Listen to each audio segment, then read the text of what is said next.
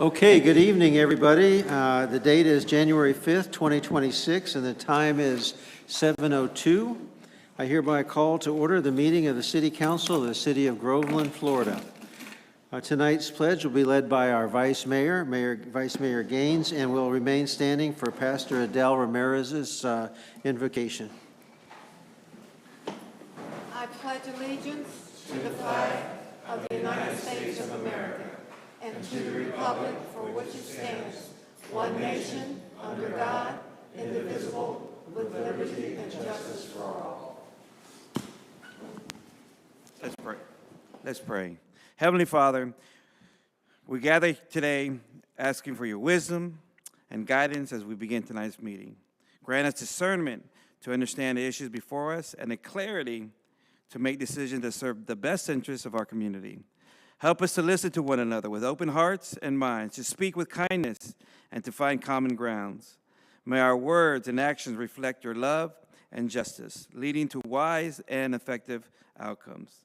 Strengthen us to be good stewards of the responsibility you have given us. And lastly, be with all of our first responders in this new year. Protect them, Father. We ask this in your holy name, and God's people say, amen. Amen. Thank you. Jenny, could you please take the roll? Yes. Mayor Keith Kehoe. Here. Vice Mayor Barbara Gaines. Here. Councilmember Amy Jo Carroll. Here. Councilmember Michael J. Cox. Here. Councilmember Stephen Shulkowski. Here. City Manager Mike Hine. Here. City Attorney Anita Gerasi Carver. Here. Sergeant at Arms Chief Sean Ramsey. Here. City Clerk Virginia Wright here. Okay, we do have a quorum. We'll go on to guest speakers, presentations, and proclamations. We have representatives from the Poland Sister City group here tonight. Would you like to get up and say a few words? State your name and address, and if you want to bring your partner along, please feel free. Good evening. I'm Dr. Mary K. Pieski. I am co-president of Eagle Orzel Educational and Cultural Exchange. I am also one of the, sponsors of Friends of Poland at Trilogy. And I am very happy to be here this evening. And I'd like to give you an update on the Sister City Initiative. Can I just ask, I want to interrupt you and just give your address for the record. Oh, sorry. Okay. 196 Bayou Bend, Groveland, Florida. Thank you. You're welcome. So here we are, and we are ready to have a polka party and Polish dinner. And as one of the ideas that came across in discussion was to be able to invite some representatives from the Powiat of Otwocka, who is officially our sister city. The agreement was signed in July in Otwocka this past summer. And we had, they visited us at our camp in Otwocka. And since then, we have been meeting with them on Zoom to discuss some of the possibilities of cooperation and things that we would like to do together. And so one of the ideas was to bring them, invite them, not bring them, but invite them to the Polish Dinner and Polka Party, which is a fundraiser for Eagle Orzel Educational and Cultural Exchange, which promotes educational and cultural exchange between Poland and the United States with teachers and teacher aides at several camps in Poland. So at tonight's meeting, hopefully we will discuss the possibility of writing an official letter to the mayor of the Powiat of Otwocka, and hopefully himself and some of his colleagues will be able to join us at the Polish Dinner Polka Party, where the official sister city document can be signed. And so that's what I'd like to talk about this evening. And Mr. Mike Ryan will also give his little input here. How much higher it has to go up, Mary Kay? And I know we always worry about revenue and costs. The AFAC will be paying for their own way to come here, and people in Trilogy will be housing them. So there'll be no cost. Mike Ryan, 147 Barmy Coast, Groveland, Florida. And so we'll be sponsoring them with stay at our homes also, and we'll sponsor them to come to the event. I got introduced to this by Mary Kay a couple years ago, and I went to Poland 3 times in a row. Last 2 years, I was the camp leader. Kids are amazing. And so when we talked about the sister city, some of the ideas we talked about is try to get the kids from Groveland schools and Polish schools to get on Zoom calls and see where we can talk and where we can help each other. And then some of the great staff from Groveland did a overview on the Dark Sky Initiative for the city, and they found it amazing, and it was something that they were extremely interested in. And they're also interested in the farm to table. So it seems like we have a good fit on ideas, what we think of between the 2 cities. And who knows, when this goes over well, maybe one of you will want to sponsor a second sister city or something like that, and I think it would be great for the kids and great press, which brings more revenue to the city too. Thank you very much, and it sounds like an outstanding venture. And I think the action item is for us to get consensus to have a letter of invitation. Is that what you're looking for? Yes, we would like to have an official invitational letter Inviting them to Groveland? inviting them to Groveland. And I think as we spoke, possibly having a tour of Groveland on the Monday after the weekend that they come, to show them our beautiful city with natural charm. Maybe we can do a proclamation too on that Monday. So I think we need consensus, and I think everybody, the whole council should sign that letter Yes. for us to go. So consensus, And I do yes? invite you all to the Polish Dinner and Polka Party, which is a fundraiser. We're all volunteer teachers. And this particular fundraiser helps fund the airfare of some of the younger teachers and some of the students that are going for experience as they go down the road of maybe educational pursuits in terms of being a teacher someday. It gives them international experience, and it also just, opens their eyes to different experiences in the world. Very cool. So, Thank thank you. you. Consensus? Yes, yes? Yes. Okay, we have consensus, so if we can put that letter together, it would be great. And who do we get that to, you, or do we send it from here? I would say that Ashley, right? Is she here? Yes, Ashley. Ashley, it goes to Ashley, and she will forward it to Christina Olazinski, who is the secretary of the mayor there. But I'll be glad to also, we've been having some email issues, so I think if you also copy me on it would be great, just in case there's a problem. Okay, thank you. Thank you. The one thing I will add, we couldn't get this done without Ashley, and Ashley has been wonderful. I'm sure you're tired of hearing how wonderful Ashley is, but she is wonderful. She did a great job, and she kept us on our toes, and she was very informative and just wonderful, as you know. Thank you for that. Okay, so we have consensus. We'll move on to the consent agenda. Jenny, please read the consent agenda. May I first ask anybody want to take anything off the consent agenda? Well, I have a suggested change to item B, one of the minutes of the meetings. So we can pull it. You have to but pull it. You have to pull it if you want to change it, and then we'll have to bring it back. Okay, I was asked to ask Anita if we had to pull it, to add something to it. Yes, if there's going to be changes, we would have to bring it back on a future agenda. So if Okay. you pull it from the consent and then whenever the mayor brings it up for you to discuss and give direction. Okay, then yes, remove that from the consent agenda.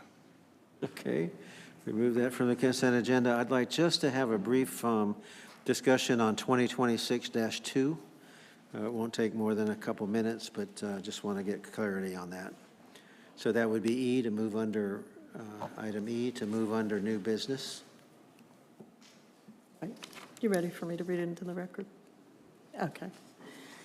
Consideration of approval, amended October 6, 2025 City Council meeting minutes, December 1st, 2025 City Council workshop minutes, December 1st, 2025 City Council meeting minutes.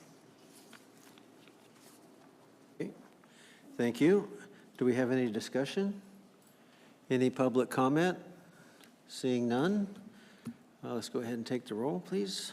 Did we need a motion to, I move to approve items A, C, and D. Second. Okay, now we can take the roll. Thank you. Councilmember Solkowski, how do you vote? Aye. Councilmember Carroll? Aye. Councilmember Jay Cox? Aye. Vice Mayor Gaines? Aye. Mayor Kehoe? Aye.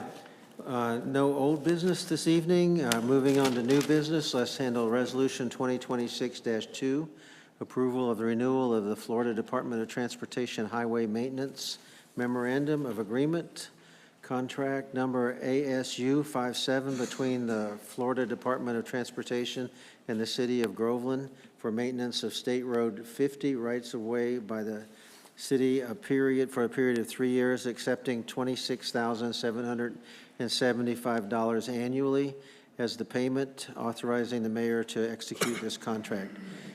Jenny? We don't need to read that into the record.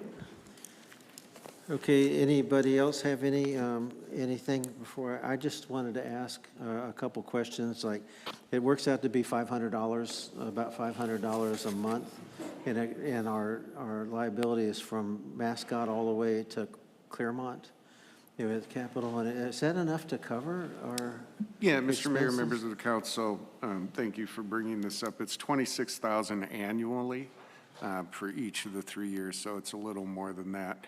Several years ago, one of the biggest complaints that the mayor and council forwarded to staff was the condition of State Route 50 and the garbage and the high grass. And at that time, of course, it's a state road and they go out to bid.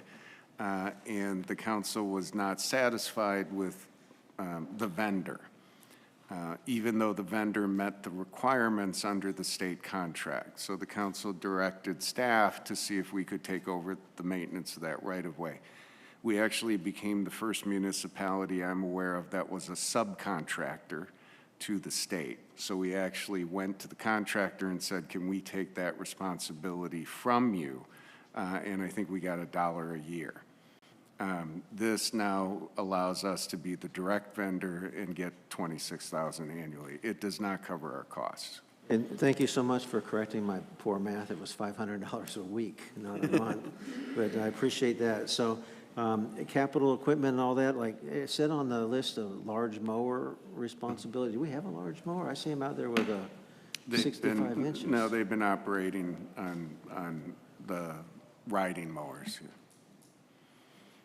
And we have about 2 equivalent full-time staff whose primary responsibility it is. Is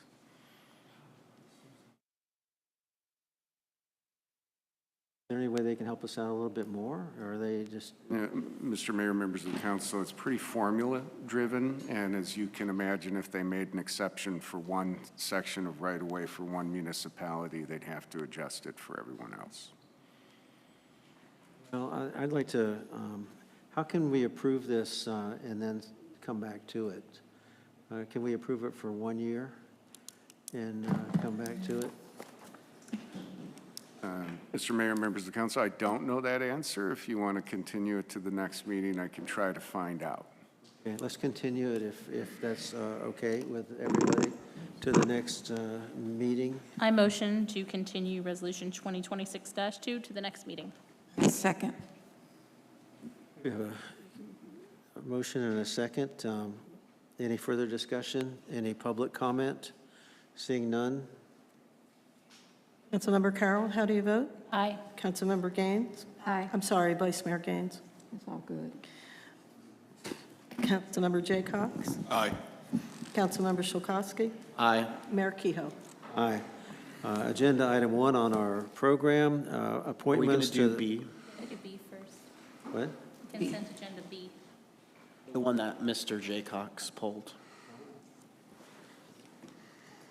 On that, in that workshop, there was a discussion about the charter amendments, and it ended up with a legal question to Anita, and that was not represented in the minutes.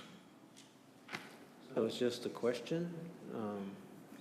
Which wasn't Anita has discussed. answered, so, but yeah, there was it ended with the council disagreed, but basically, they didn't know if it was legal or not, and we asked Anita to answer the question, and that's the change. We can probably add that to that one sentence to the minutes and bring it back. Is that correct? A process that we add that there was a question asked? Yes, specifically, what item on the workshop was it relating to the charter amendment? Yes. Okay. Yes, we can go back and listen to the audio and see what the question was and include that based on the audio. Thank you very much. Okay. So we need to table that, or, Yes, please. so we have a motion to table? Motion to table item B from the consent agenda. Second. A motion and a second. Any further discussion? Seeing no further discussion, public comment, hearing none, let's move ahead. Councilmember Jay Cox, how do you vote? Aye. Councilmember Slakowski? Aye. Councilmember Carroll? Aye. Vice Mayor Gaines? Aye. Mayor Kehoe? Okay, now moving on to agenda item 1, appointments to the Planning and Zoning Board. Do we have a presenter on that? Yeah, Mr. Mayor, members of the council, you have 3 vacancies, and you have 3 applicants volunteering to return to their positions. I believe they're in the audience if you have any questions. Okay, would any of the candidates want to get up and say a few words? Seeing nobody wanting to get up and saying a few words, oh, here we go. A man of few words.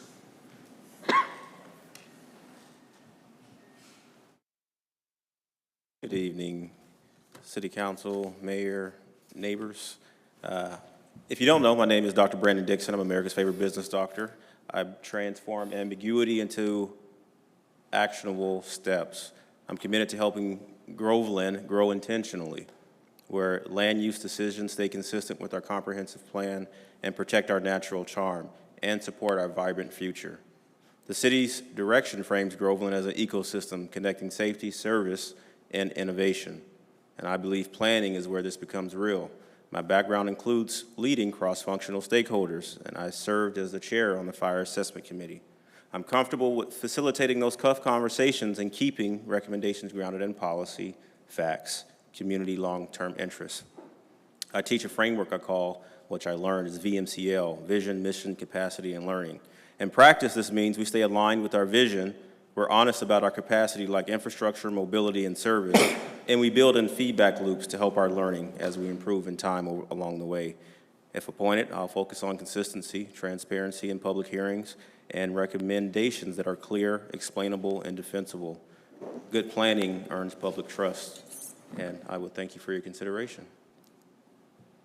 Thank you so much. Any questions for the candidate? We have 3, right? 3, and we've got 2 here tonight. Yes, one of the applicants, I believe, is traveling and out of town. All right. Do we have to take those one at a time, or we can do it as a group? I just want everybody to know that I am willing to serve. I serve at your pleasure, and if you wish that I would be on planning and zoning, I'd be happy to continue to do so, and I will only make the same promise I always do, that I will simply do the best I can. Thank you very much. See, I didn't see him on the list.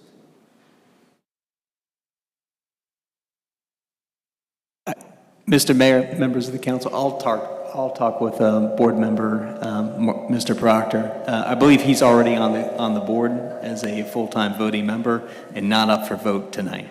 Yeah, I think you're right, yeah. But thanks for that nice speech. We'll save it for next year. Okay. All right. Thank you. Can we take them as a slate, or do we have to take them one at a time? You can take them as a slate, however the motion is made. Okay, can I have a motion to accept the slate? I motion to accept our 3 people who put in their interests and resumes for the Planning and Zoning Board to appoint them to the Planning and Zoning Board. Do we have a motion? A second. We have a second for the slate. Let's go ahead and take the roll, please. Any public comment further? Seeing none. And let me just remind you, please fill out those cards in the back so that we can have that comment, that public comment come up. Okay. The motion is to approve Michael Archer, Zachary Decker, and Brandon Dixon for the 3 open positions, 2-year terms beginning February 1st, 2026 to January 31st, 2028. Councilmember Carroll, how do you vote? Aye. Councilmember Jay Cox? Aye. Vice Mayor Gaines? Aye. Councilmember Schulkowski? Aye. Mayor Kehoe? Thank you for that. So carried. Agenda item 2, consideration for approval, authorization to apply for Florida Communities Trust Grant for Shelley Forest Preserve properties with 50% matching funds from strategic infrastructure budget. Thank you, Mayor and members of the council. I will jump right into the presentation on Shelley Forest Preserve. So this is a very unique opportunity we have tonight. This is one of the most pristine, ecologically intact pieces of property in the whole 34,000-acre ISBA, or utility service boundary. It's been managed by 2 property owners, Deborah Shelley and David Chasteen, beginning in 1983. I'm going to use this to show on the screen. So these are the 3 parcels, and this top piece is a 10-acre driveway that kind of abuts a wetland and allows you to get down to the 2 40-acre parcels, which were never cleared for agriculture. So we don't have many properties like this in the city. So just some background, we have a number of policies in place, and I'll go through these fairly quickly, but they're in the presentation if you'd like to read them carefully. Our comp plan has a longer range planning horizon of 20 to 30 years, and we have policies throughout the conservation element and the recreation and open space elements that call for protecting environmentally sensitive areas just like this and making them more accessible to the public. I'm just going to flip through some of these. This is another one on protecting upland vegetative communities and wildlife habitats, which is exactly what this type of property is. We also have policies to purchase environmentally sensitive lands, calling on the city to, apply for grants and, dedicate funds to conservation, and specifically to upland conservation, policy 1.16-2. And then, as I mentioned, we also have recreation and open space element of the comprehensive plan. This was adopted back in April of 2019, so it goes back almost 7 years that the city's been very focused on conservation. And this last policy calls for expanding the city's passive recreation and open space system. So we've done a lot of investment over the years in active recreation and ball field parks and sports-related parks, but not so much investment in passive recreation. And that's our brand, the city with natural charm. That reflects not just our city branding, but also our values. And that was adopted the same year in 2019. And we followed that with what we call the Parks Master Plan. It really has a much longer name that you can see in the bottom left there, the Centennial Parks, Recreation Trails, and Open Space Master Plan, but we all call it the Parks Master Plan. And one of the really important pieces of that plan, you can see the page that says statistically valid survey. The gentleman that did this plan, he since passed, David Barth, but he was a renowned park planner in the region, and he is responsible for the design and planning of the West Orange Trail, Kissimmee's Waterfront Park, and a number of other places that are held dear in the region. And his most important piece to this park plan was to have a statistically valid survey that would really speak to what the public wanted to see. And he did a random sample survey that was mailed out to hundreds of households across Groveland so that we could get a true reflection of what the public wanted. And at the very top of this list up here is greenways and trails is first, and right under it is nature areas and nature parks. And then you just skip slightly down the list, and you also have another nature park right in here, open spaces and nature parks. So 3 times it's touched on. And then he followed that with the top priorities for investment for the city. You see high priority, medium priority, and low priority on the right. We've invested in maybe 75% of these items on this list, yet we still don't have a nature park in Groveland. And again, it's at the very top of the list, prioritized for investment on both charts here. And that's straight from the Park Master Plan. And then we follow that with the strategic plan. And again, conservation and preservation bubbled up to the top as a core strategic priority for the city, 1 of 5. And there's a number of policies in place that talk about identifying conservation lands and protecting them and acquiring them if necessary. And then we also know that, the public spoke again just last year about conservation when 80% of the voters in Lake County approved the ballot referendum, the bond initiative for allocating $50 million towards conservation. We know it's the county's brand, real Florida, real close. And so that brings us back to this unique opportunity we have here today. This property is primarily upland scrub oak habitat, and it's surrounded by wetland marsh. So you can see on the screen, all this is high and dry area in the green that looks like a forest, and then all these darker areas surrounding it are wetland marshes. And so that's one of the things that makes this property very unique. It's been managed in conservation for over 40 years, and there are no exotic or invasive species on the conservation parcels. So most conservation parks in Florida, we struggle to keep them free of exotic and invasive species, and this property has been managed effectively and does not have that. It's also within the Yalaha-Apopka Rural Protection Area. That's actually how I met Miss Shelley initially. She was advocating for this boundary, and we ended up tabling side by side, and she had heard about the city's strategic plan and said, I heard your city's interested in conservation. I have this great conservation property, but I'd also like the city to recognize this boundary on its future land use map like the county does, and now this is on our future land use map for the last several years. And we really try to not grow as intensely in this area, in the northeastern portion of the city. These are the habitat types on the property. It's primarily the upland oak scrub, which, as you all know, is the most valued land for development. It's high and dry and easiest to grade and develop. It's surrounded by that wetland marsh, and there's ecotone transitions between the two of pine flatwoods and scrubby flatwoods. And it's a real natural Florida ecosystem. All these are pictures from the property. The bottom right is a black bear that was, picture was taken with a Ring camera. The other turkey and the bobcat, those were taken with wildlife cameras that are posted throughout the property. And the reason it's been managed so effectively is because of the manager. Miss Shelley has spent her career in conservation. She received an award from Governor Scott as the Natural Resource Manager of the Year in 2017 for her management of the Wekiva Aquatic Preserve and the Tomoka Marsh Aquatic Preserve. Her focus is environmental restoration, and she's applied that to her own property for 43 years since moving there. And Mr. Chasteen, who lives in North Carolina and owns the lower 40, his background is also in biology and the environment, and he's also managed his property in the same program, the NRCS, which I'll get to in a moment.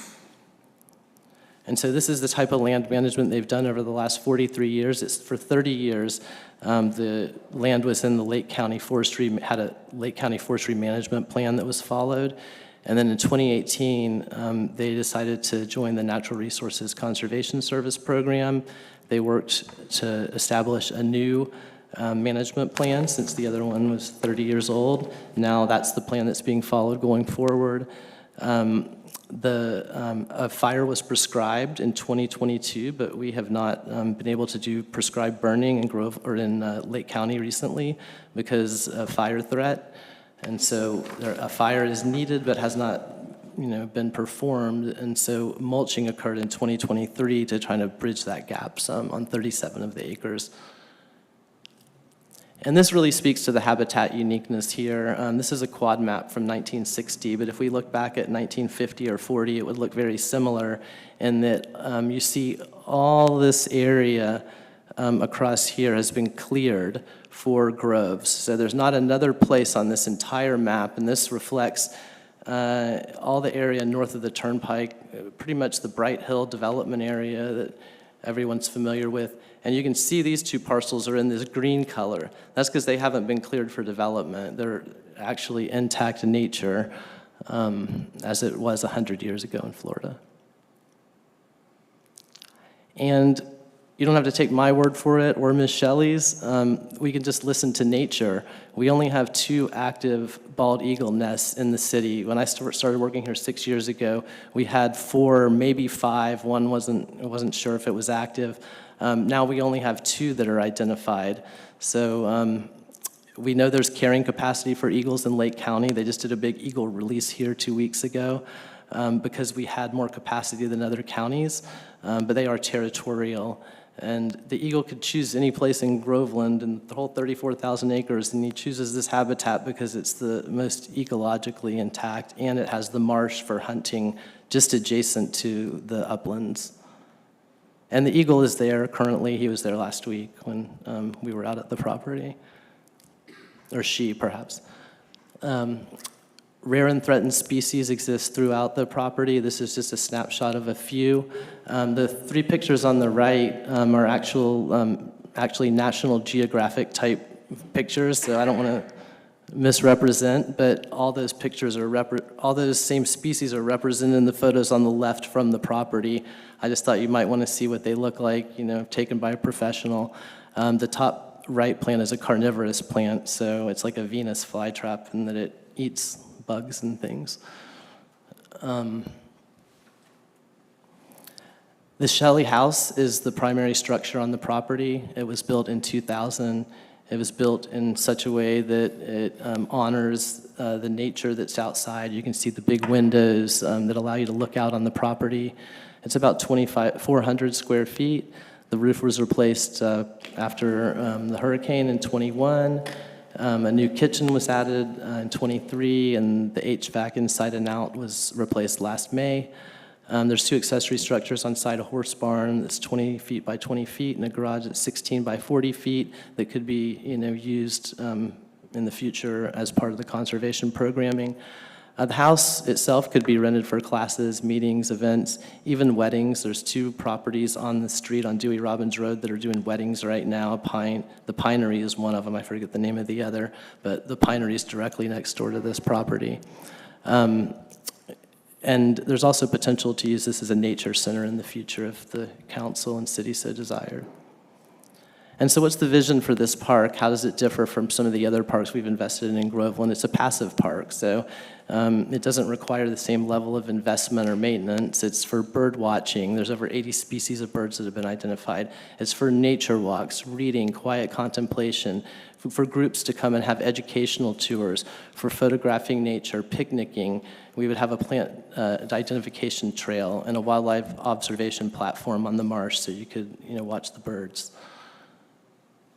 And annual maintenance, these are actual numbers, the top number anyway, the 6984 is the average of what they've spent over the last 7 years. They've spent about $48,000 and change over 7 years to maintain the property. They've listed every single item they've invested in.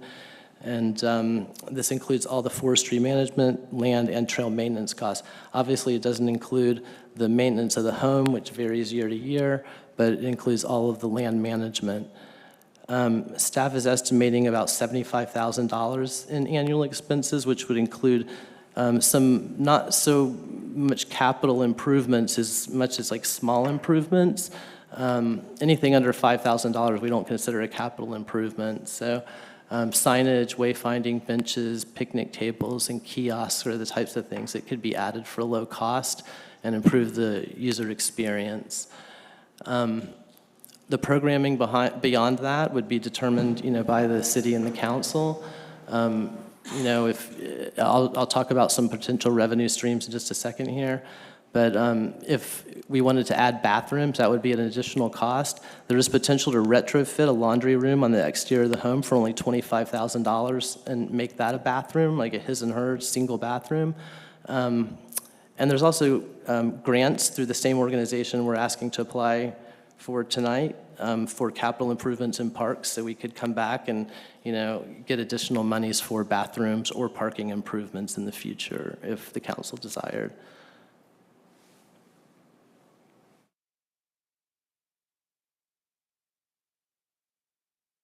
I'm stuck. A little bit closer. Oh, got it. So how does this work with the surrounding region? We have, Bright Hill developing across the way, and there's a pretty robust trail system that's part of Bright Hill, and we would tie that into this trail system on Shelley's property and to any other regional trails that are coming into the area, like, potentially the coast to coast, or a north-south connection that, goes to the coast to coast. Potential revenue streams. There's been talk from different council members and different people in the city about the ability to have camping and potentially cabins or yurts. And so we did a quick analysis and determined that, that would be a small revenue stream if we were to construct a few yurts on site and have someone manage that. A more lucrative revenue stream would be renting out the Shelley House like we do this building or Lake David for classes, meetings, events, or even weddings, as we discussed. So the asking price for the Shelley parcel, the 2 Shelley parcels is $930,000. That's based on the appraised value from an appraisal that was received in the summer of '24. The Chastain parcel appraised at $620,000. And then for the grant, they ask you to build in a certain amount of money for required appraisals and documents related to the sale. And so we are asking for $1.57 million for the total project. So half of that money would come from an FCT grant, which I'll get into in just a moment. But what we're requesting is a 50% city match to that, coming from the Conservation and Strategic Initiatives budget. And we can come back to this, but I'm going to keep going. So what's happening adjacent? This is Bright Hill that was approved very recently, I believe last meeting. And you can see where my cursor is up here and where the circle surrounds the Shelley properties. So this first neighborhood, it was called Peachtree Hills. I don't know if they're sticking with that name, but we worked on it about 4 years ago prior to Bright Hill coming in. And this is a concept plan for Peachtree. And you can see this is Miss Shelley's driveway right here, this 10-acre parcel. So you can see how close the development is to, this conservation area. And we already foresaw this being a prime conservation area back, when we were working on this neighborhood, before we even, knew how it was being managed. And that's why we worked to get this 300-foot buffer on this side. And at the time, Ms. Shelley and others came out and started to emphasize the importance of that protection for that property. So we do have a 300-foot buffer on this side of Peachtree Hills to help protect, this land. And so what are the alternatives? If we, decide to put the land in conservation, it's protected and preserved in perpetuity. If we don't do that, the property could develop in the future. If it developed today, it would develop under county zoning, which is 5-acre lots. So they'd only be able to put so many homes on the site, but, the landowners could wait, and perhaps in the future we'd have a, different council that was more growth friendly, and they would offer different entitlements on that land. So this is the one way we could protect the land in perpetuity. If we keep it in conservation, we have a number of educational opportunities for local groups, local students to study an unaltered Florida ecosystem as it was 100 years ago. And that opportunity is lost, and we won't be able to really educate about natural charm and the real Florida that, we all care about. Conservation, we'd have Groveland's first passive recreation nature park versus potentially 5-acre lots with houses. And finally, it's a turnkey conservation park showcasing arguably the most ecologically intact habitat within the city's entire utility service area. I don't know of another property of this size with this type of ecological value in the entirety of Lake County. There may be one. I'm not going to say there's not, but I know there's nothing like this in Groveland. And the alternative, could end up being a gated subdivision for private estates if a different decision was made. So this is a grant we would like to apply for. It's the primary state grant for cities to acquire land for conservation parks. So we had meetings with the state on conservation properties in general, and they directed us toward this grant for this particular property. It's not, the max, I believe, for this grant is $5 million, but you get a lot of extra points if you ask for under $1.5 million. So this isn't geared towards the bigger conservation properties. It's really geared towards properties like this. And you can look at these other municipalities that have received this grant. Claremont's received it 3, maybe 4 times now, and all these other municipalities have received it once or twice. And they're not all big cities. Some of them are a lot like Groveland. 25% in matching funds are required for a city of our size because we're over 10,000 people. However, we did an analysis and looked at all the ones that have been funded over the last several years, and really between 40 and 60% match is typically what gets funded. So you get extra points on the application for providing the match, significant extra points. So for 50%, you get 20 extra points, and 60%, you get 25 extra points. But what does that look like in terms of the total points? Well, with the 20 points now, if y'all were to approve the 50% match, we would have 114 points, or we would have 94. So that's kind of like a make or break potentially. We don't know what we're up against, of course. And so our staff request is to seek authorization to apply for the Florida Communities Trust Parks and Open Space Grant for the 3 Shelley Forest Preserve properties with 50% in matching funds allocated from the Conservation Strategic Initiatives Capital Improvements budget. If we did not receive the grant this year, if we were not awarded it, we would come back next year and ask for permission again. I've been successful with a lot of grant applications in my career, and I've found that oftentimes you need a second bite at the apple.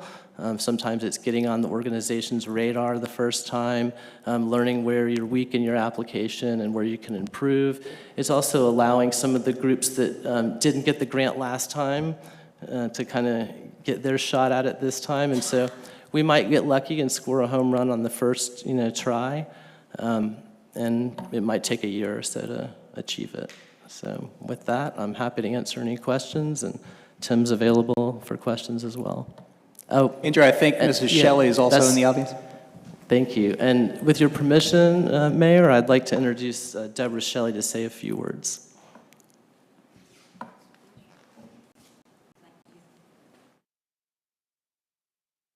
Good evening, Mayor, Vice Mayor, and City Council members. Deborah Shelley, representing Shelley Forest Preserve owners, 9710 East Dewey Robbins Road, Howey in the Hills. As Andrew mentioned, our property boundary is immediately adjacent to the City of Groveland boundary. It's nice to see some of you all again. Many thanks to Andrew for the excellent information. I appreciate that. And thank you to several of you who were able to come out to the property and hike the trail, and especially see the bald eagle's nest and the bald eagle flying around. That was fun. I hope you see this very timely opportunity to expand on the natural amenities that can be provided to the citizens of Groveland and visitors to Groveland. As Andrew mentioned, our combined 90 acres is a unique parcel. We've managed it for conservation. We would like it to stay in conservation, but we would also like to share, we'd like to share the property with residents and visitors to Groveland and Lake County. As owners, my neighbor and I believe it's a unique opportunity to provide something really special for adults and especially children. With our hectic lifestyles, we believe we all need to get out in the woods a lot more. And with our house and hiking trail, we believe there are many possibilities for other future amenities and even revenue-generating activities. It wasn't mentioned in the presentation, but at different times, the 10-acre marsh in the front of the property holds a lot of water, sometimes more than 3 or 4 feet. We have a small rowboat and canoes, and occasionally we're able to row or paddle around the marsh, which is a very relaxing experience in addition to hiking. Your strategic plan is an excellent document to guide the city into the future. I initially, as Andrew mentioned, I initially came to the city after reading in your strategic plan that the city was interested in acquiring conservation land. I know you all are interested in other parcels at this time, but I don't think it has to be one or the other. Please consider both or whatever parcels you have on your potential conservation acquisition list. I think that all conservation lands will add value to the city of Groveland and residents. As Andrew mentioned, our area is rapidly growing with development, so I hope you see the value of conservation, and I hope you see this as a great opportunity to provide something very special to residents and visitors to Groveland. So thank you again for all you do for residents and visitors to your city with natural charm. Thank you. Any questions? I'd be glad to answer. Thank you. Thank you. Okay, well, I have a lot of questions, but question? I met with some of our staff earlier just to go over some of my questions. Some of the concerns I heard from some folks was kind of what Ms. Shelley mentioned at the end, which is, does this take us off focus for the Wilson Island project? Because money, isn't infinite, and so what are we going to do about that situation? But I really want to hear what other council members have to say. Andrew, come back. I have a quick question. So speaking of Wilson Island, can we apply for the same grant for Wilson Island? Would that be an option? We could, but it wouldn't give us close to what the owners of Wilson Island are asking, because this grant opportunity maxes out at $5 million, but the whole pot of money isn't even that great, so no one's going to get $5 million. The folks that get funded for this grant are typically under $1.5 million with a match. So these probably really should be looked at as separate issues. I would look at the Florida Forever grant program for the other, and that's how we ended up looking at this grant for this property, because we were looking at Florida Forever for Wilson Island, which is still a possibility. One of the challenges we run into with any state funding for Wilson Island is that the state can only pay so far above the appraised value, and the appraisals we've seen on Wilson Island are half or less than half of what the asking price is. And so there's a big delta there to bridge. Thank you. That's it. You're welcome. When we visited the forest, I saw it known as the forest, Ms. Shelley and Mr. Chastain were nothing but gracious, and I'm telling you, that land is so picturesque, but there's like only one pot of money and so many things that have to be done. So while the strategic plan talks about the conservation and other things, as I look around and look at the infrastructure and the community at whole, it just it puts me in a place I don't want to be. In a place that I don't want to be, because there's so many things that have to be done, so many priorities. But the land itself, it is beautiful. It's beautiful. I agree with that. It's a very unique opportunity. Mr. Hine, how much do we have, is the Conservation Strategic Initiative budget item the same as the Strategic Initiative budget line item of $750? Yeah, Mr. Mayor, members of the council, if you recall at the budget, we lumped all of that under strategic infrastructure. So there are resources available, but it's a prioritization. How much resources? Because it used to be 750, so what is it now? It is actually over 750. If you'll recall, I believe it's $1.5 million. I don't have the number in front of me, but I can provide Okay, that. we can come back to it. The National Resource Conservation Program, doesn't that protect that from ever being developed? No, I'm not an expert on that program, but Ms. Shelley is. And so if you'd like to get up and speak to it, I think that they provide a 50%, match on certain maintenance. No, that particular program is a landowner assistance program. For example, if we did mulching on the property, they provided 50% of the mulching cost, and we do pay taxes on that because it was like a grant. Also, the management plan, we paid full price for the management plan. They have a specific manager, a specific forester who prepared the management plan. So they are just a landowner assistance program, and they do not protect land in any way. So it's not like the agriculture where you're selling your ability to develop? No, it's just we maintain ownership of the land. Okay. They assist. Thank you. Any other questions for me? Not for you, not right now. Thank you. The Bright Hill project is 500 acres of open space, is that correct? 520 acres for a school, and 29 acres of agricultural land, and 70 acres of conservation land, and 17 acres of community parks, and 4.5 miles of trails and bikes, and that's all paid for by the developer and will be maintained by the developer. When we did the strategic plan, isn't that more the direction we were taking? That we would use the developer access to get things like this done? And I think the Bright Hill operation is a perfect example of a company buying into our strategic plan. And not only do we get all that acreage, but they're going to maintain it all, and it's open to all of our public, and there's several other 2 to 4 acre parks scattered throughout. But I would just like to mention that maybe that's a direction somehow that we could pull in. Can I respond to that, sir? Yeah.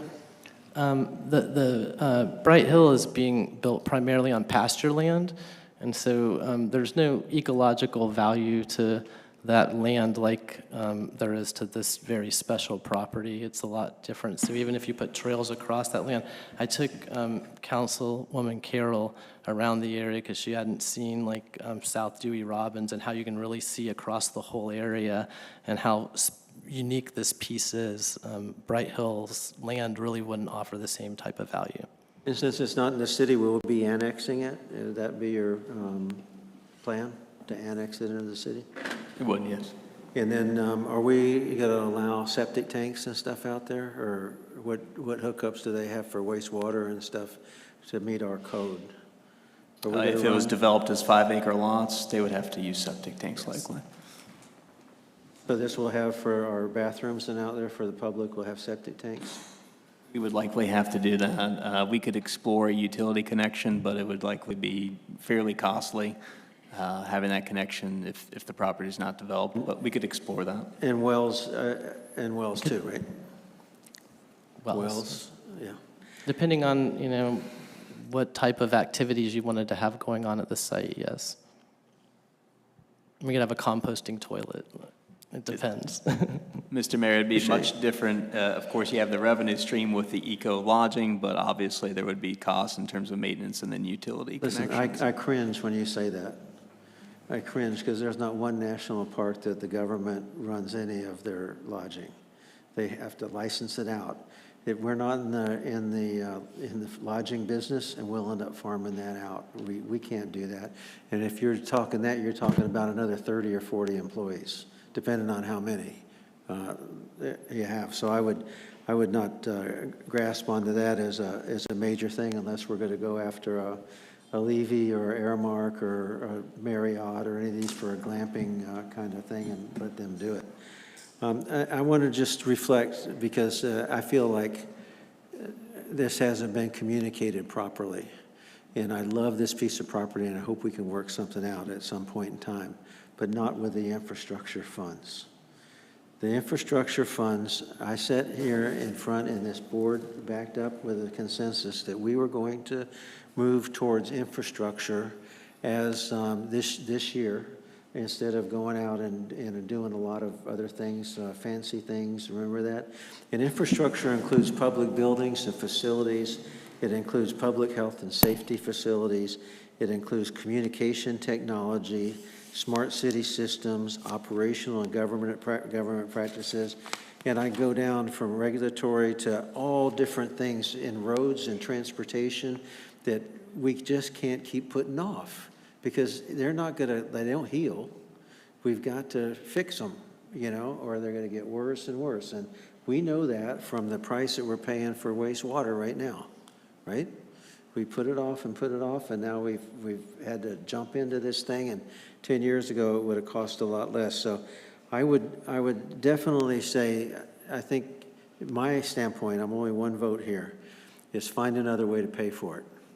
Find your impact fee, borrow against impact fee, find some other way, but I'm not going to stand up here and talk to this public and say, we just raised your taxes by 2 mills, which is 500 grand for the city, and we're going to go spend 750 grand on a piece of land with Wilson Island coming down behind, because we got to have Wilson Island.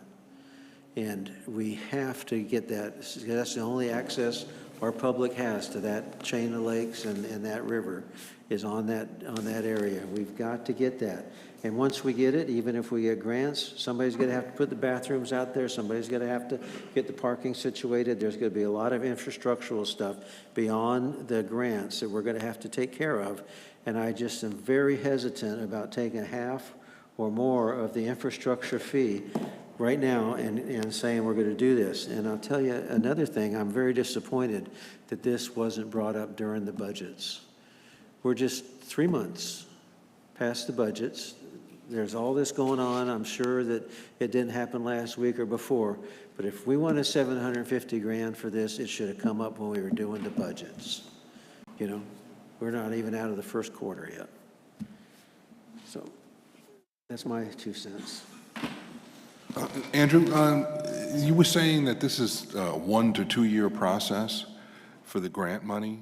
No, sir. It's a 1-year process. What I was speaking to is oftentimes with grants, you have kind of a lost leader and you take a stab at it and then you realize where you can improve and come back and get it the second time. But no, this would be applying for a grant that would be due 2 weeks from today, and we would know about it by this summer, whether we're going to receive it or not, by the end of the summer. Okay, and that's all you're asking us to authorize is for you to...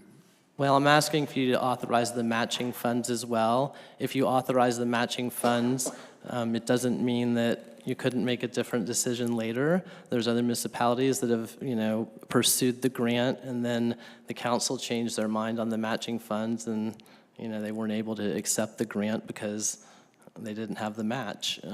But what we're asking today is to be able to apply for the grant with the intent that we would put those 50% in matching funds towards it. Okay, so we can always back out of it. Say that We again? can always back out of it. Yes, sir. Okay.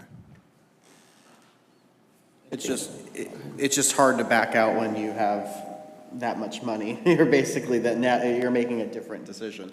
But I'm not opposed to applying and seeing. Now, are we tied to, if we were to apply for this, using these exact funds that we've committed, or we're committing to spend $785,000 depending on, and we can choose later where that funding comes from. The grant, some grants do, and you have to show where in your capital budget it is. Some of these same programs for Florida Forever require that. This particular grant, it just has to say that we're committing the thing in this letter that the city manager would write accompanying the grant. And then this would come back It could come from again. any pot of money. So best case scenario, this would, if the grant was approved, this would then come back to the council again for us to actually spend the $785,000. Yes, sir. And then worst case scenario, we would not get the grant and we would just reapply next year if it was something the council would want to do. Yes, now if they gave us the grant and we didn't accept it, then we might not be like shoo-ins for the next year, but yes. Mr. Hine, if we authorize the matching funds, do we not have to reserve for those matching funds? How can we vote on authorizing it and not have it matched, not have it reserved for? I'm sorry, Mayor, I couldn't quite hear you. Can we, do we have to match, if we say tonight that we're going to match, do we not have to reserve for that match? And we're committing to a match, we're voting on a match. You have to take that, and I mean, we go over this all the time about our carryover and all this stuff, right? So that comes out of the pot for us to use this year, correct? Yeah, Mr. Mayor, members of the council, this is actually a little bit unusual, but a practice that I want to start having staff employ, coming to the council to get authorization to apply for grants. Because in the past, staff would apply for certain grants that had obligations, whether it's a match or some other commitment that wasn't completely transparent or known up front, which may have implications on future budget cycles. In this case, yes, it would be prudent, and I'd have to get with Andrew to find out the timeline of when the award would be announced and when that obligation would be necessary. But yes, I would call that encumbered. So the minimum required match is 25%. Yes. Which is $387,500. Correct. In theory, we could put forth that this year, get it in front of them, and then find whatever funding and reapply next year, assuming we probably wouldn't get it at 25%. That's correct, and one municipality was shortlisted, Claremont, last year with the 25% match. Everyone that got funded had above that, and they were asked to come back this year. Maybe they come back with a bigger match. I don't know.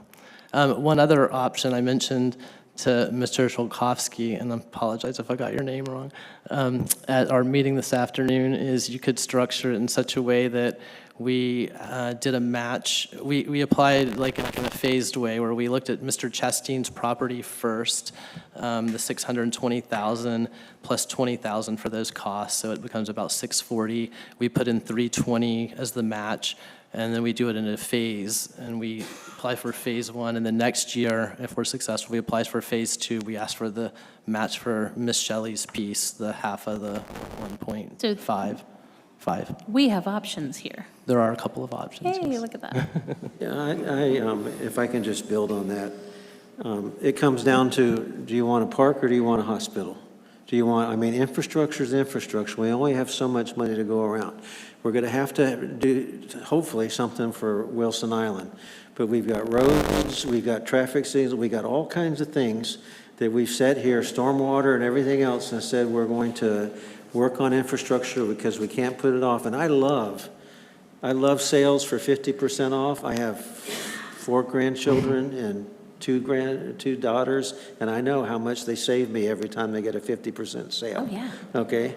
But we sometimes have to have the discipline to say, we just have to let this go for now, or figure out how impact fees, because that's what we keep telling the public, that we're going to pay for it with developer money and all this kind of stuff. And I love the strategic plan, keeps coming up, but in that strategic plan, conservation is not the only thing. There's a medical village, there's agriculture, there's preservation, there's a ton of other things, and we put a lot of money, as you just said, into conservation, and God bless us, but we have to balance it off. We have to balance it off because it has to become a value to every single citizen. And I would challenge that if we said, is it better to buy 10 acres right here to put a hospital because Orlando Health might want to put one there, or buy this, what do they think the public would want? You know, I mean, come on, let's be realistic. We're here to represent the people and the public, and we've got to make hard decisions, and this is a beautiful piece of land. I don't disagree, but you have to find, in my opinion, you have to find another way to get this financing done. Because I'm not willing, on only one vote, 20% of the vote is not willing to take money out of that infrastructure budget. And even 325 is 1/10 of a mill that we voted against, you and I, right? Yes. And we just can't say, we're raising your taxes. Oh, well, we're not doing that, we're doing this. We can't do it. It should have been in the budget, where we could have set it up front. We could have nailed it. This is too much too late, in my opinion.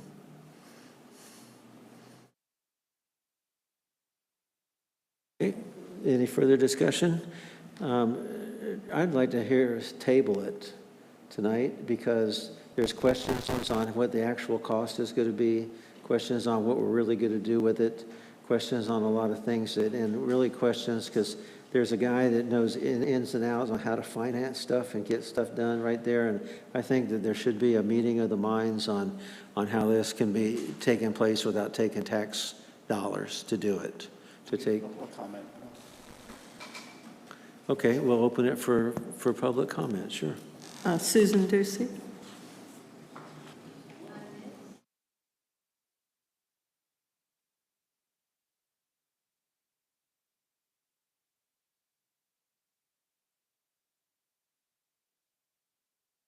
Excuse me, Mr. Mayor, don't we need a motion to go to public comment? No, not really. We can take a motion after. We're just, you know, we needed a motion to discuss, for us to discuss it, but, yeah.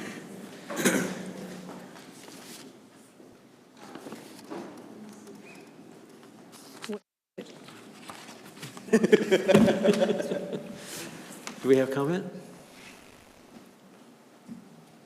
Well, they switched these around, let me see.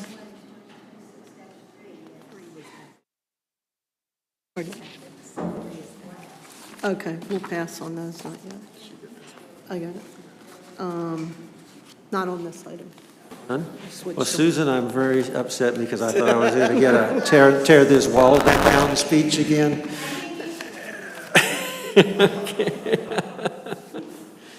Well, how about we come Wait a up? minute. Yeah, you're going to wait for Amy Marty to come back. Proctor. Marty, are you speaking on this item? Okay.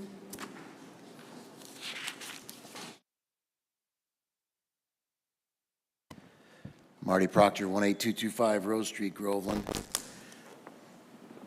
Every once in a while, we get the opportunity to do something great, something that will make an immediate and long-term difference in our community, something that will benefit the current and future residents, and something that you can look back on and say, well, it was all worth it. I made a difference. This piece of property is largely undisturbed. It's very rare in Central Florida, all of Florida, for property to be relatively undisturbed for a long period of time. Virtually all the land being considered by Lake County Water Authority and the new Public Lands Acquisition Committee are highly disturbed. What comes with that is a tremendous amount of responsibility and bills. They're filled with aggressive invasive plants that must be managed if you're going to preserve the property. They all have disrupted watersheds leading to immediate and future costs. They're often contaminated with agricultural pollutants that are the #1 source of water pollution and present immediate costs to mitigate. So this is where this property is different. Recent events in Eustis and Mount Dora where 19 inches of rain fell in a few hours. This is not a theoretical discussion. It's not a hypothetical discussion. It's not a discussion of something that happened in the rainforest in Brazil. This happened in our county, in our Lake County, 19 inches of rain. What happened? Floods went into homes. Roads were washed out. County had to spend a significant amount of money to purchase a home through a domain that was in the middle of a river. They had to pay a lot of money to buy right-of-ways to repair roads that washed out because of this event. I don't think this is the only time this is going to happen, and it certainly did happen. Those roads, there are still roads closed today from that event that happened several months ago. This does not come at no cost. This entire area is a large watershed. If you look at the 1941 aerial maps, and if you look at the flowage today, there's a culvert underneath 19 where all of this waterways comes together, basically in the areas surrounding the Shelley property, goes off, is stored, slowly bleeds off to the other side of 19, and ultimately to the bottom of Little Lake Harris. This is a long-term known watershed.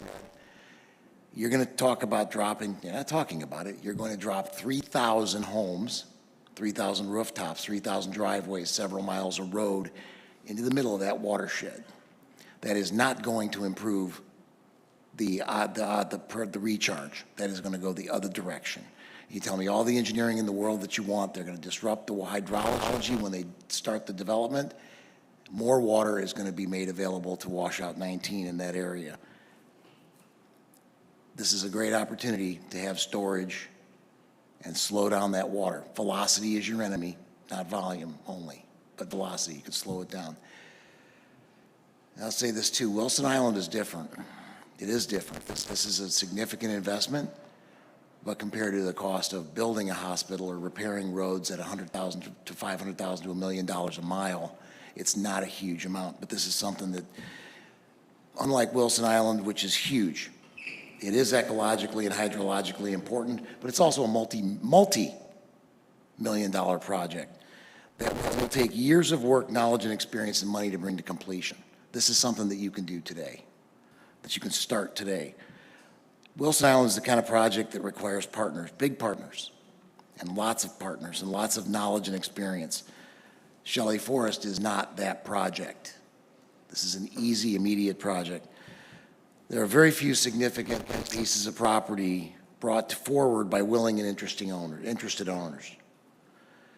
These are not owners seeking to optimize their short-term gain through speculation and the gathering of entitlements. They are engaged owners who have spent their lives preserving and enhancing this portion of the Little Everglades. We are fortunate to have the opportunity to be presented with this project today. Thank you very much. Thank you. Very nicely stated. Can we make sure that Marty gets the copy of the letter on hydrology that we sent the county? Since he's on the P&Z, I want to make sure that he understands that's probably not a truthful statement that was just made. Okay? That's all for this item, for public comment. That's it? Public comment? Can we get a motion to table? How about a motion to direct the city manager to find the money elsewhere? And then bring this back to us after they find the money? If you're asking my opinion is we better see what the whole business plan is before we figure out how much money he's got to go find.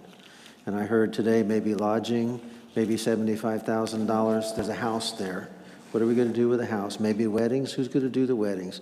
There's a lot of stuff that was put out here today, and we need to nail it down and find out what it actually is. I mean, I don't feel secure about with the numbers that have been given here about voting on it right now. We have a business plan. So how long do you wish to table it for? Table, it depends on how long it will take to get the business plan together. Let's ask Mr. Hine or Mr. Maslow. Isn't that what my motion is doing? Is asking the city manager to find the finances away from the infrastructure budget? What are you going to ask him to go get?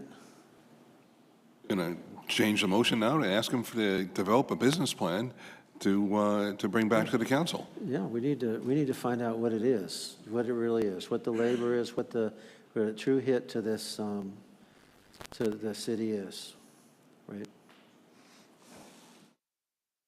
Don't make a motion.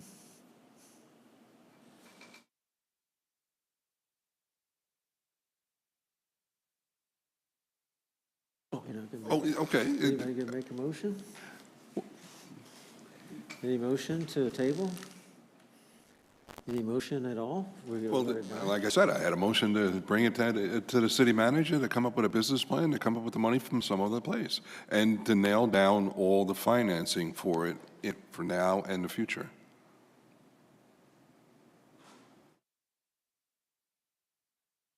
Do I have a second to that motion?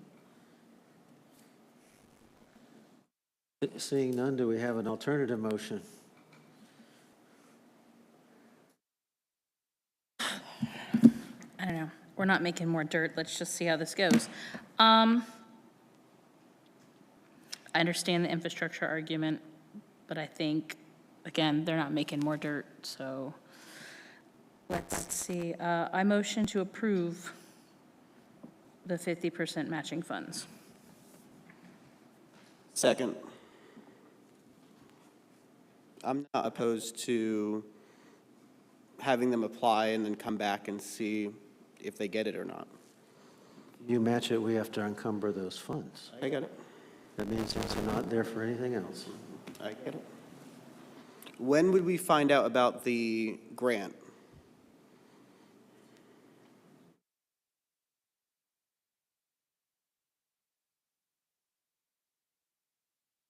Any questions here?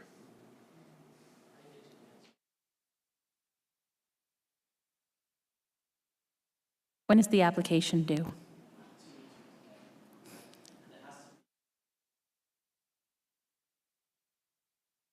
Andrew, we can't. You have to go. Come to the mic.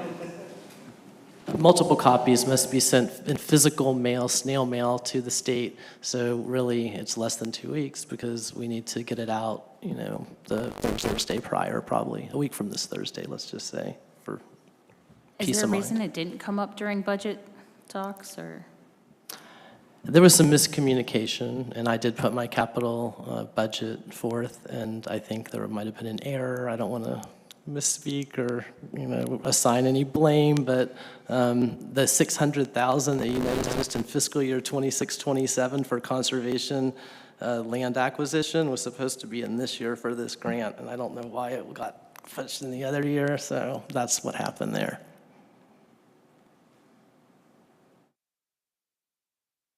And there was 50,000 in there this year, which I don't know how that got in there because that's not what I asked for. So. It's not on you. It probably was on us because we said we wanted to change the priority. That we've done several parks, we've done all this, and we have to balance it off with other infrastructural needs of the city.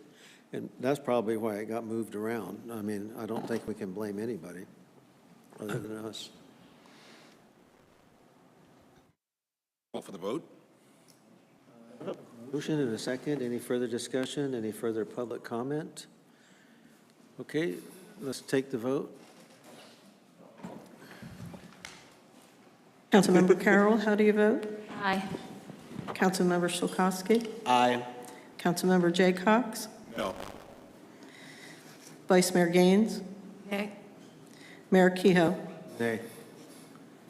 Motion does not carry. Can we take a consensus to have Mr. Hine work with the staff to get us a true cost, a true business plan on exactly what we're going to do with the house and everything else? Can we do that? Consensus?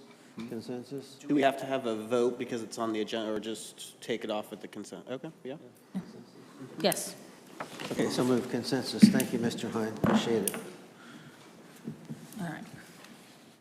Next item on the agenda, Agenda Item 3, Resolution 2026-3, authorizing creation of an ethics committee. Presentation? No, Mr. Mayor, members of the council, this item appears at the direction of the council in a previous workshop setting. Council had discussion and instructed staff to bring forward this item on a future agenda for discussion and direction and potential action, where a committee of residents or citizens or stakeholders would be created to look at the code of ethics and make recommendations to the council. And as I remember, that was going to be chaired by our city attorney? Yeah, Mr. Mayor, members of the council, I do not recall it that way. The attorney would certainly, names were submitted to the attorneys. If you'll recall, each council member was asked to submit no less than one, I believe, and no more than 3 names of people they thought to be considered for such a committee. I think in the resolution it talks about we'll provide staff support, consultant support if that's necessary, or whatever the group may need to be successful. Thank you for that explanation. Any discussion? Amy Jo? Yeah, we never came across. Amy Jo, I'm sorry. please. I think first we have to determine how many people we want on said committee before we can go anywhere else with this, so. I'm thinking 5 to 7, so whatever everybody else thinks. Here, let's talk about it. Thank you, Amy Jo. That's the exact same thing I was going to suggest, that we come up with how many members we want. It was suggested either 5 or 7. My suggestion would be 5. Any further discussion on that?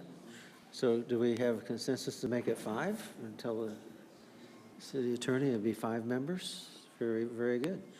Any further discussion on the committee itself, authorizing its creation? All right, so if we have 5 members, that means we have to eliminate essentially 5 people from this list. We just all appoint one then? I think that's the fairest thing to do so that nobody ends up with no one on there. I think, and 2, I think we should have a discussion on that, because it has to be a very unbiased, it can't be people's campaign managers or anything like that. So I think maybe at a workshop, we can determine who should be on there and discuss it in length a little bit on the new names. Does that sound fair to everybody? Okay, cool. I'm okay with that. When I was looking at, like, for example, when I was looking for my name, I tried to find someone who had expertise but wasn't already involved with this, like wasn't serving on a committee, wasn't actively involved. Not that we don't want them involved, but it's harder to make these types of decisions if you're best friends with everybody up here. Very well put. And I don't see one name on here. The judge didn't make it on the list. The judge, Yeah, Mr. Mayor, members of the council, again, this is purely council discretion. So just because you submitted a name, some name may not have gotten submitted to Anita. okay, so again, but we'll take that up at a workshop. But I'll add it to the agenda for the 15th. Because it'd be great to have some legal kind of things going on there. Yep. Okay, so no further discussion. Any public discussion? Susan, you got anything to say?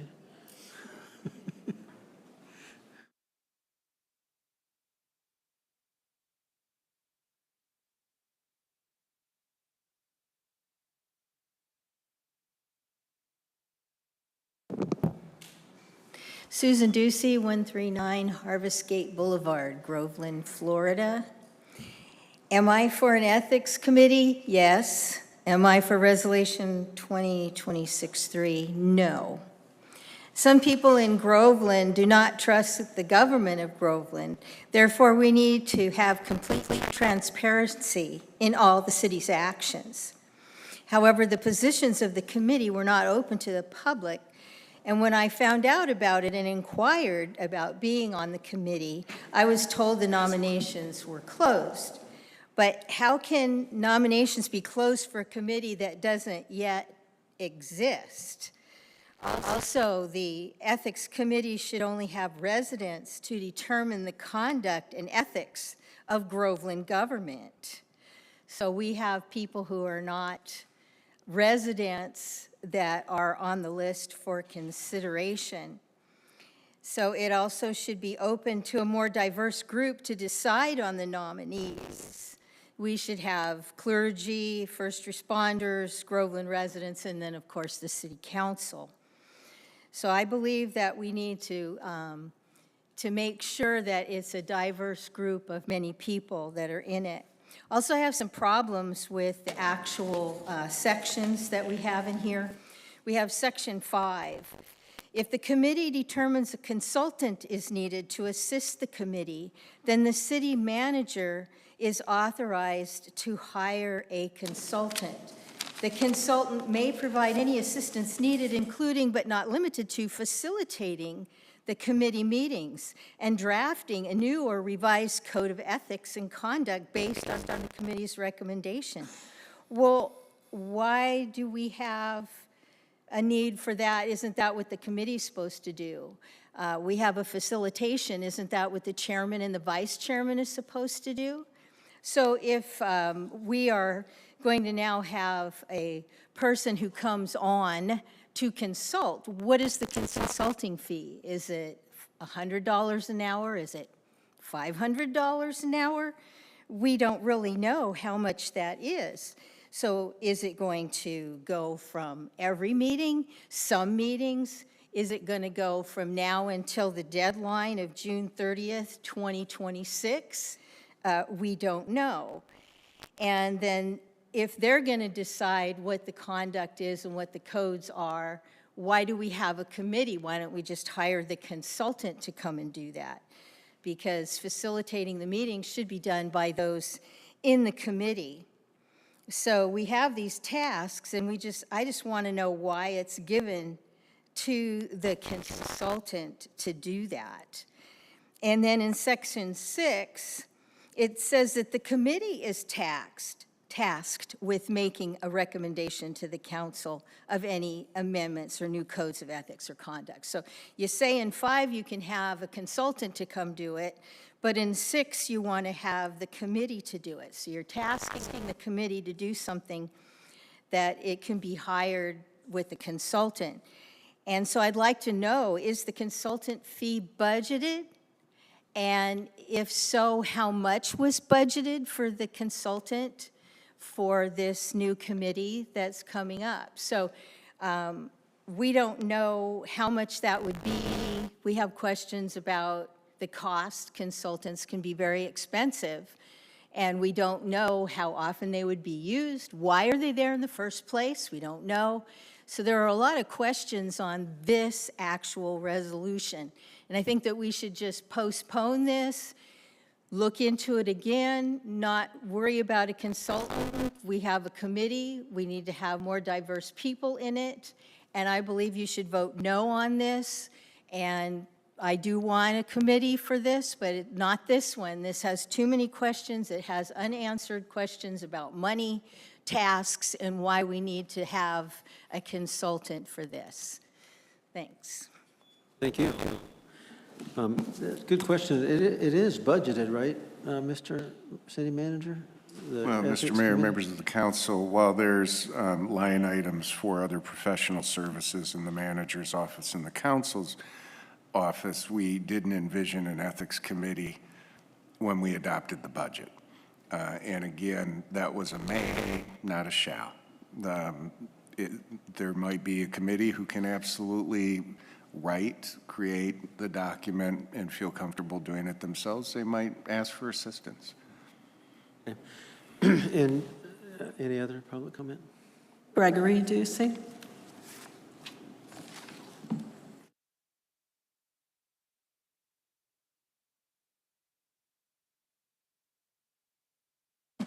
My name is Gregory Ducey. I live at 139 Harvest Gate Boulevard, Groveland, Florida. I appreciate the time to come up here and mention this. I'm definitely interested in having an ethics committee. I'm not interested in the way it was drafted and the attachment that goes along with the agenda. Thank you for your attention. Thank you. Okay, so we have a consideration for approval 2020. I'm sorry. Alan Joyce, are you for number 4?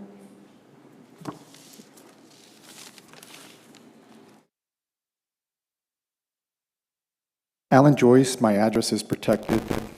Good evening, Mr. Mayor and Council.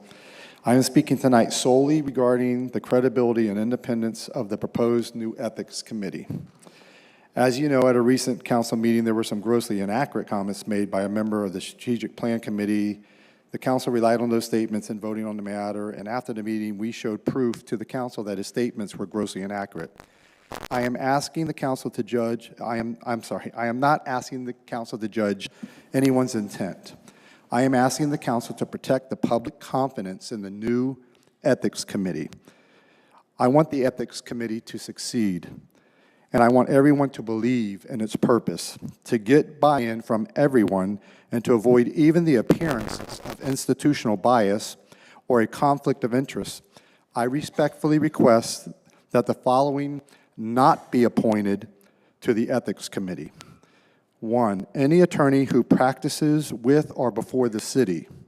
2, anyone who serves on a city advisory board or committee so as to reduce institutional bias.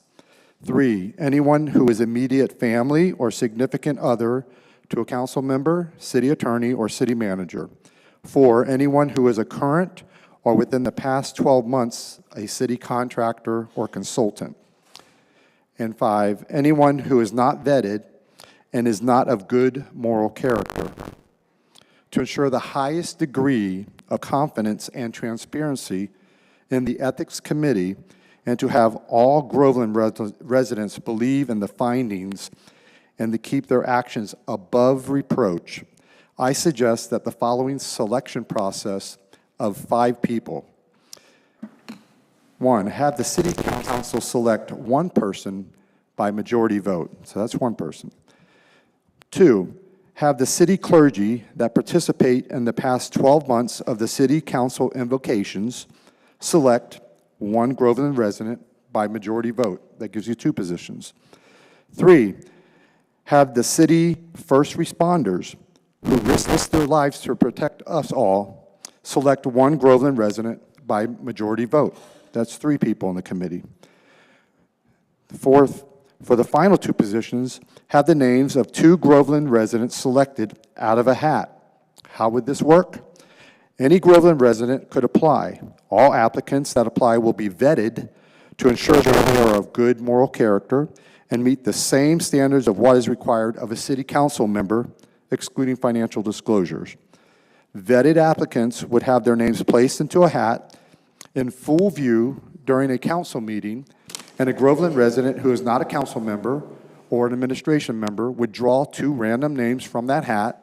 Those 2 random names would fill the 2 final positions, giving you 5 total positions. If the goal of the Ethics Committee is to be a fair body that seeks the truth, no matter where it is or how bad it is, then I believe this is the best way to achieve citywide buy-in so that everyone can trust the process. Thank you. Thank you. That's it? Okay. So we have 2026-3. It doesn't really go into how we select. It's just that we're going to have a committee. So in order to move forward on having a committee and then having our workshop and stuff, we'll go ahead and vote on it. I would like to make some change, one change with your approval. And right now it says Code of Ethics and Conduct for City Council Members, providing governing provisions. It should be for staff and contractors too. Our ethics code should go across the gamut of who we do business with. That's done all over the place for people submitting and for our staff. Our staff, we can't have one code of ethics for the council and another code of ethics for staff, in my opinion. So I'll let that out for discussion. It looked like the attorney wanted to say, I would. No, it's up to the council how you want it. Your current one is for council members and committee members. I thought the direction was just council members, but obviously we can reword the resolution however needed. We already need to make the change if the consensus was 5 committee members, because right now it's no less than 3 enough.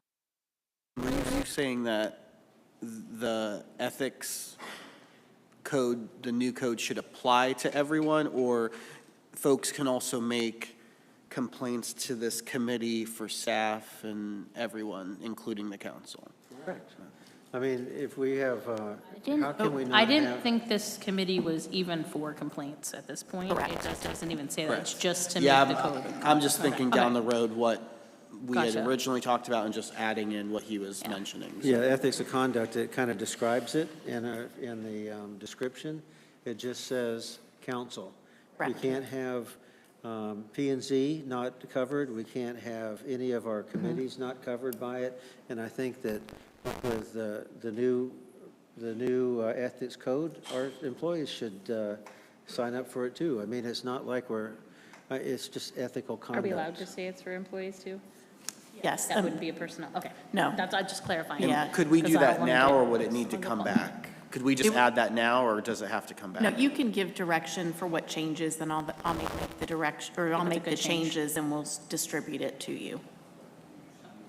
Or we can bring it back at the next consensus to meeting add if you prefer to see I'd it. like to get consensus to add committees, staff, and contractors.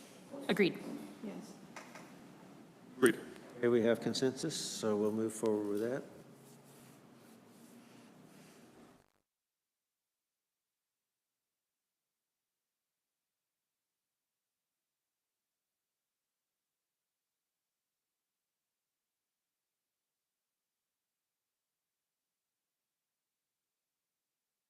Sure. Fire also.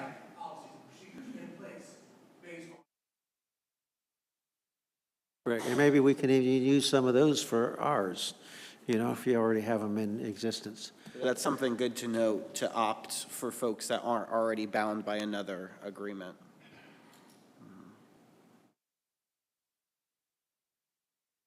So now, can we take a motion on this with the changes outlined? Is that the only change that we want to make? Well, we're just saying we're going to get a committee together. I'm not saying how we're going to do it, all that. I think we need to have a meeting. There's some great input that we've had. I think we've got workshops coming up. I think there's just me now, it's not everybody. But I would think that we'd want to have a real frank discussion around the table, not only about what the scope is, but also how people get on the committee and everything else. Well, I would suggest that we table this until we come up with all that information, instead of approving the written resolution about the committee. This would just be to create. I know, but there was all this. Usually we create the committee and then decide how it works, I think. Well, so this does say that Approve it, and then we'll come back later. City Council at a public meeting will select and appoint members from the list of recommended persons. The City Council may select and appoint alternates.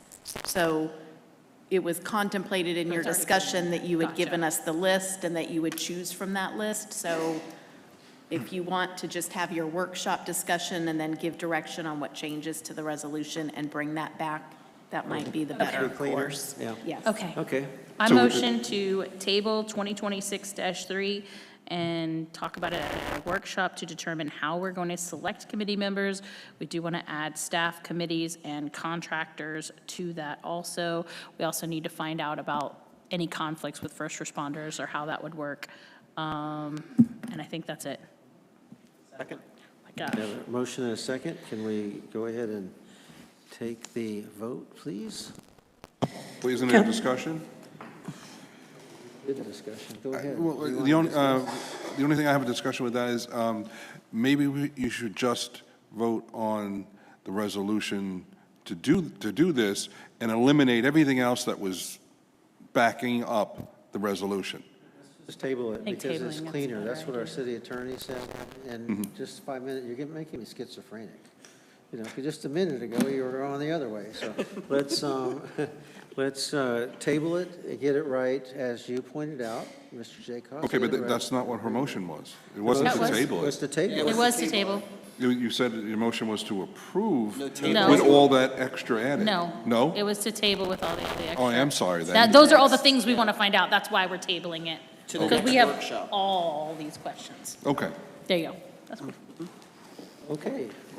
Okay. Jeannie's like, okay, what do we do? Take the vote, Jenny. Take the vote, Jenny. I'm just waiting. Yes, Take the I vote, followed Jenny. it clearly. Great. Councilmember Carroll, how do you vote? Aye. Councilmember Solkowski? Aye. Councilmember Jay Cox? Aye. Vice Mayor Gaines? Aye. Mayor Kehoe? Aye. Passed. Okay, then on to public comment. Table. Susan Ducey?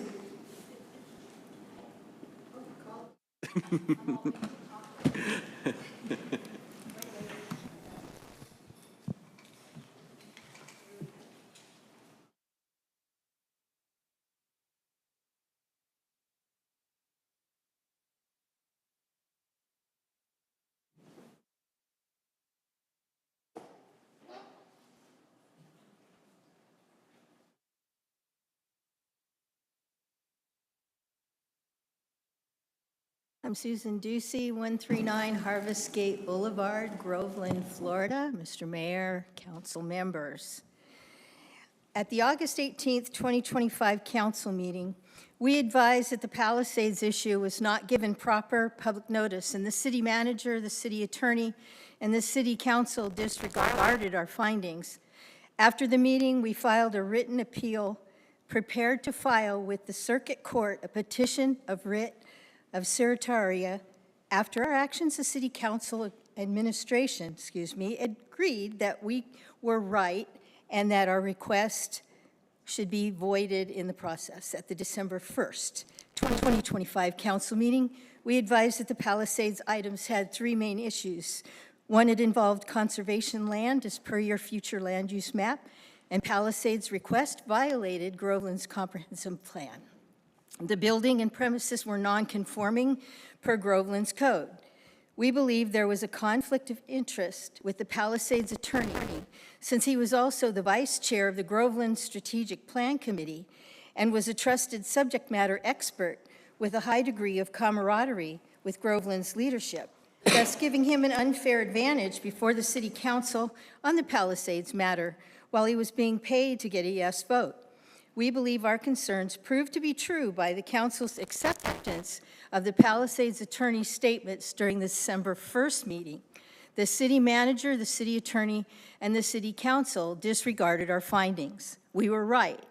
At the December 15th, 2025 council meeting, we requested two items. One, that the city manager void the recent Palisades minor lot split and notify us by December 26, 2025. We have not been notified. If the city manager did not void the matter, we asked that the city council add this matter to tonight's agenda for the nullification to be discussed, which did not happen. We are not asking the council to approve development or modify the comp plan tonight.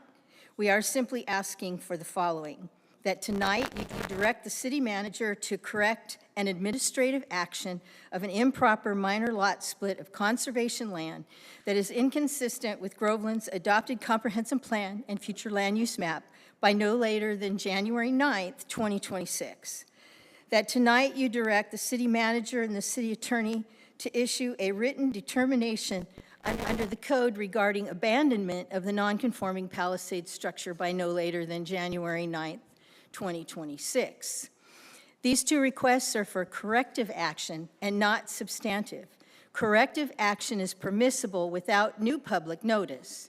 If the council declines to act, please note our objection and request that this be treated as a final agency action. The dates of January 9th, 2026 are critical to preserve our right under Florida law to file with the circuit court a petition for writ of certiorari for the invalid lot split and writ of mandamus for the lack of enforcement on the non-conforming issue. We also reserve our right to forward our concerns to the Florida Commission on Ethics as it relates to appearance of a conflict of interest in the December 1st, 2025 incorrect statements of the Vice Chair of Groveland Strategic Plan Committee. The minutes of the Strategic Plan Committee over the past few years will show that he and his committee were briefed on the future land use map and comp plan. The Florida Department of Environmental Protection and St. John's Water Management District, as it also relates to actions involving John Jones purchases and Brett Jones zoning application on same properties designated as conservation and wetlands in Groveland's future land use map and comp plan. We've been informed that the city administration and the Palisades attorney may be negotiating behind closed doors some sort of compromise under the legally unsupported pretense of liquidity rights. But we believe that Palisades attorney should have known full well about the future land use plan as it relates to conservation areas, long before Palisades spent any money on this issue. So why should Groveland residents be asked to spend our tax money to pay for his actions? I will be submitting this written speech to the city clerk at this time. Thank you. Thank you. Mr. Hine, can you get with Susan on this and figure out what we need to do? Thanks. Gregory Ducey.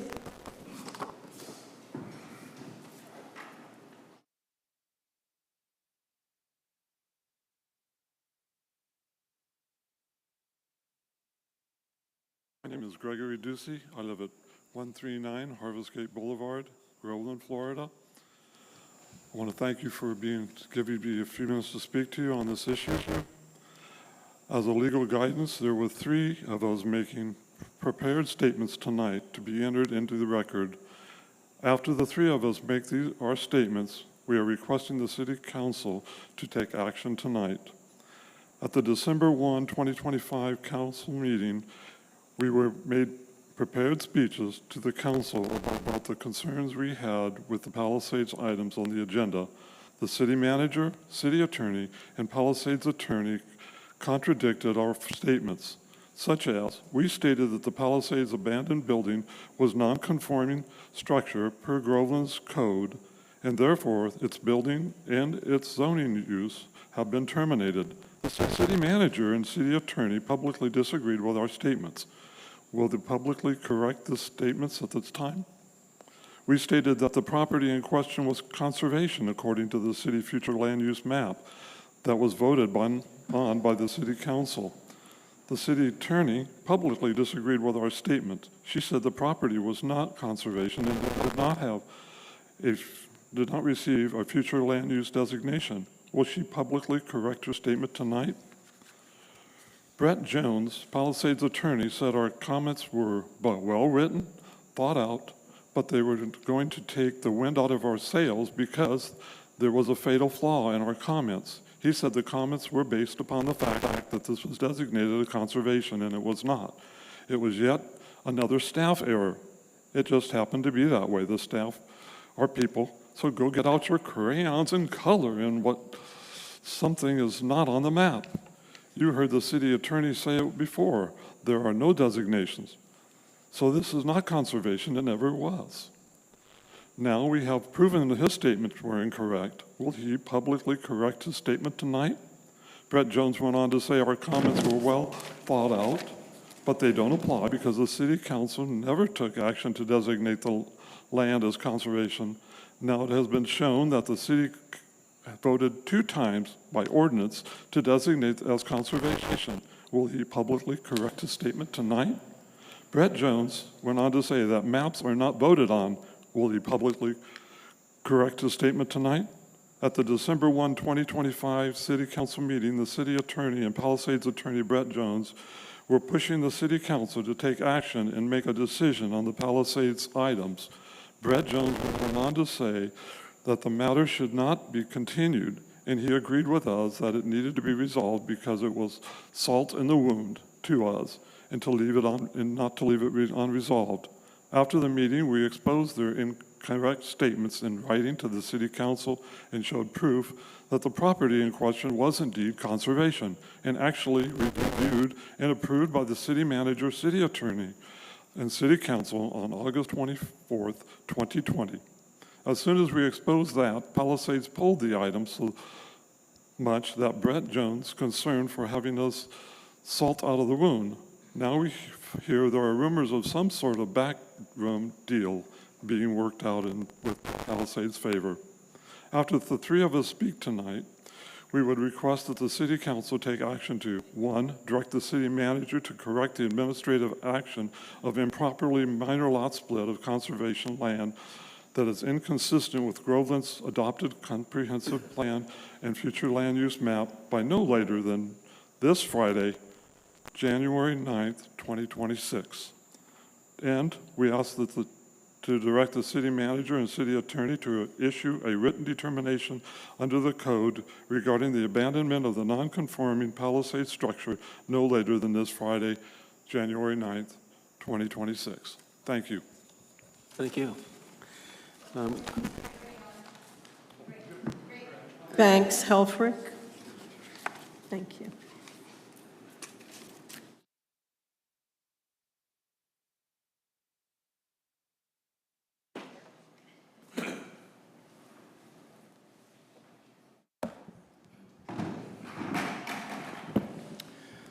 Farmer Banks Helfrich. I live in the Clay Road District, South Lake County. Farm tip of the day, there are perennials and there are annuals. Annuals are crops which grow for one season, sometimes even 1 year. Perennials grow year after year, and did you know that eggplants and peppers are perennials? Today I brought with me, it seems like it's prop night, I brought with me a bucket. 200 years ago, everybody would be carrying around a bucket with them. Not a Tractor Supply bucket, however, a bucket made out of leather. In fact, it was used for putting out fires. We were, at that time, firefighters, volunteer firefighters for the community. Why do I bring that up now? Up in Tallahassee,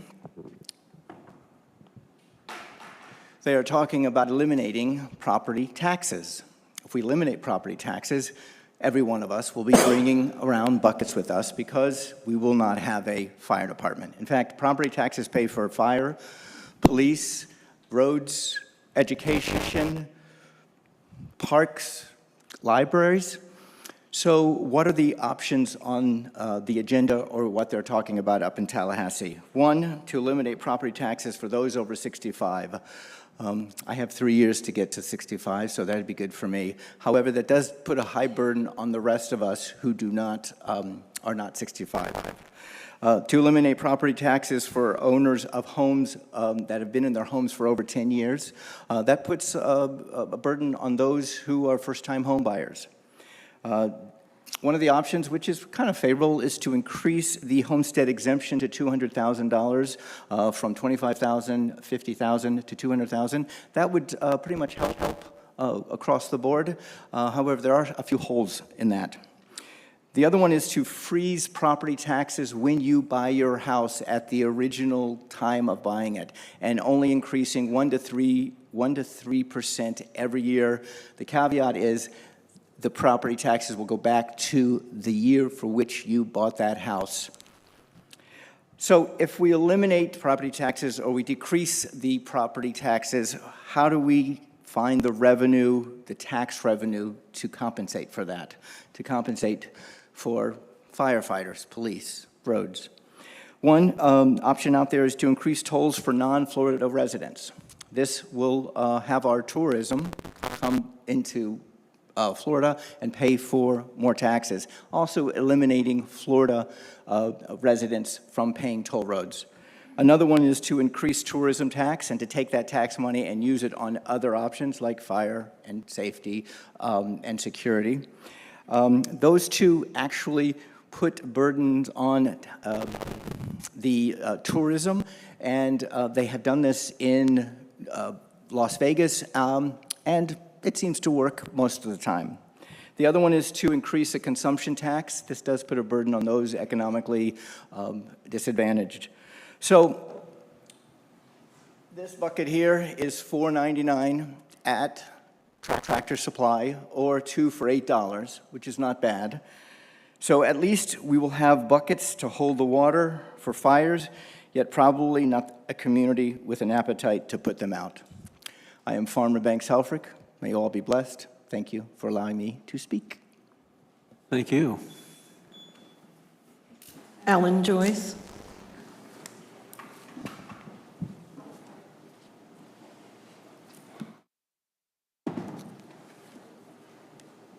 Alan Joyce, my address is protected. Under advice, I read the following. Any claims that liquidity rights justify development of land designated conservation on Groveland's future land use map has no basis in Florida law. Florida statutes, binding case law, and longstanding planning doctrine make clear that economic marketability, financial difficulty, or loss of resale flexibility do not create development rights and cannot override an adopted comprehensive plan. An attorney might use liquidity rights to pressure elected officials, suggest litigation risks, frame conservation as unfair, or to seek future land use map amendments. This lacks legal merit and is inconsistent with established law. The Palisades property was by law deemed conservation years before Palisades hired the vice chair of Groveland Strategic Plan Committee to help them get a yes vote. According to Groveland Strategic Plan Committee minutes, Palisades attorney, who is the vice chair of Groveland Strategic Plan Committee, was briefed on Groveland's future land use before Palisades hired him to get the yes vote. Before they hired him, did he tell Palisades about the future land use map? Palisades should ask the vice chair of Groveland Strategic Plan Committee to reimburse them for the funds they expended on trying to sell conservation land. They should not be asking Groveland residents to reimburse them. Someone might claim the Lucas versus South Carolina U.S. Supreme Court case applies, but that would only apply if the city action leaves the property with no lawful use at all. Conservation land still has lawful uses: open space, environmental protection, environmental buffer, HOA common area, floodplain function, wetplain protection, mitigation, and conservation value. Florida courts have consistently held that those uses defeat any Lucas claim. Florida Supreme Court decision in City of Jacksonville versus Griffin ruled an owner does not have a right to profitable use if the land has other uses, i.e. an HOA can use conservation land as common area. Graham versus Astoria Properties, Florida court ruled environmental restrictions that prevent development do not constitute a taking where the land retains ecological, conservation, or open space value. Osceola County versus Best Diversified, Florida 5th District Court of Appeal ruled regulations preventing flood damage or environmental harm enforce background principles or property law and do not require compensation. In summary, Lucas only applies when a regulation leaves land with no lawful use at all. Conservation land still has lawful uses: open space, flood protection, environmental function, and common area. Florida courts, including the Florida Supreme Court, have repeatedly held that preventing development for environmental and flood protection reasons is not a taking and does not require the city to buy the land. Loss of development, profit, or resale value is not compensation triggering under Florida law. I guess it comes down to this question: why would Groveland want to lot split and buy this 3/4 acre property from the other 220 plus conservation acres when we believe the council was misled several times at the December 1st, 2025 meeting? Groveland sold this land to Palisades 5 years ago for less than $3,000 per acre. Why would Groveland pay any more than that to get it back? And what is the compelling reason to acquire this if it is already conservation on the future land use map? To protect our timeline to appeal or file for appropriate remedies and to save Groveland unnecessary defensive legal costs, we are hoping you will take action tonight. 1, direct the city manager to correct an administrative action of an improper minor lot split of conservation land that is inconsistent with Groveland's adopted comprehensive plan and future land use map by no later than this Friday, January 9th. 2, direct the city manager and the city attorney to issue a written determination under the code regarding abandonment of non-conforming Palisade structure by no later than this Friday, January 9th.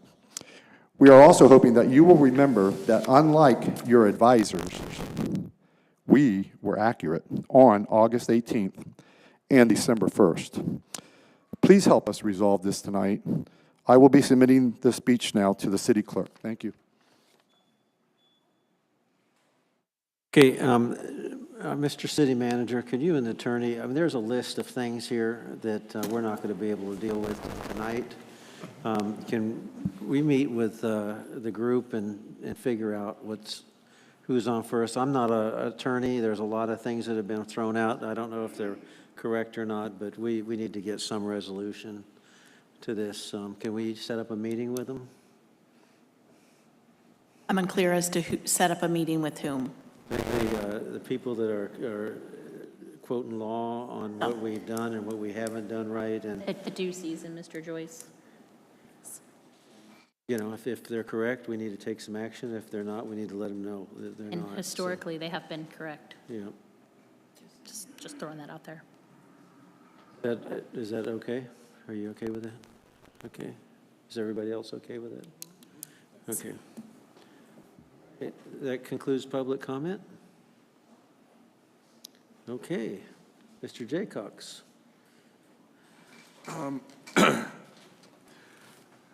Based on everything that's gone on with the Palisades property, is the city attorney going to correct the record from the, all the information about the Palisades property? You went on record to say it wasn't conservation and it wasn't zoned. Are you? What I stated was that there was not a site-specific comprehensive plan future land use designation applied to that property. I was not aware of and did not get into the details of the 2020 comprehensive plan where the future land use map was adopted that they had seen online.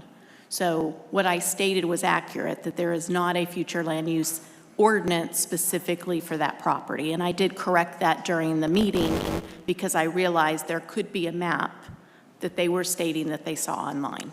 So I agree, since that meeting, there has been an ordinance that was shown that came through the clerk's office where the future land use map was adopted, the new comprehensive plan was adopted, and it did designate that property along with a number of properties in the city with future land use designations. They did not receive site-specific.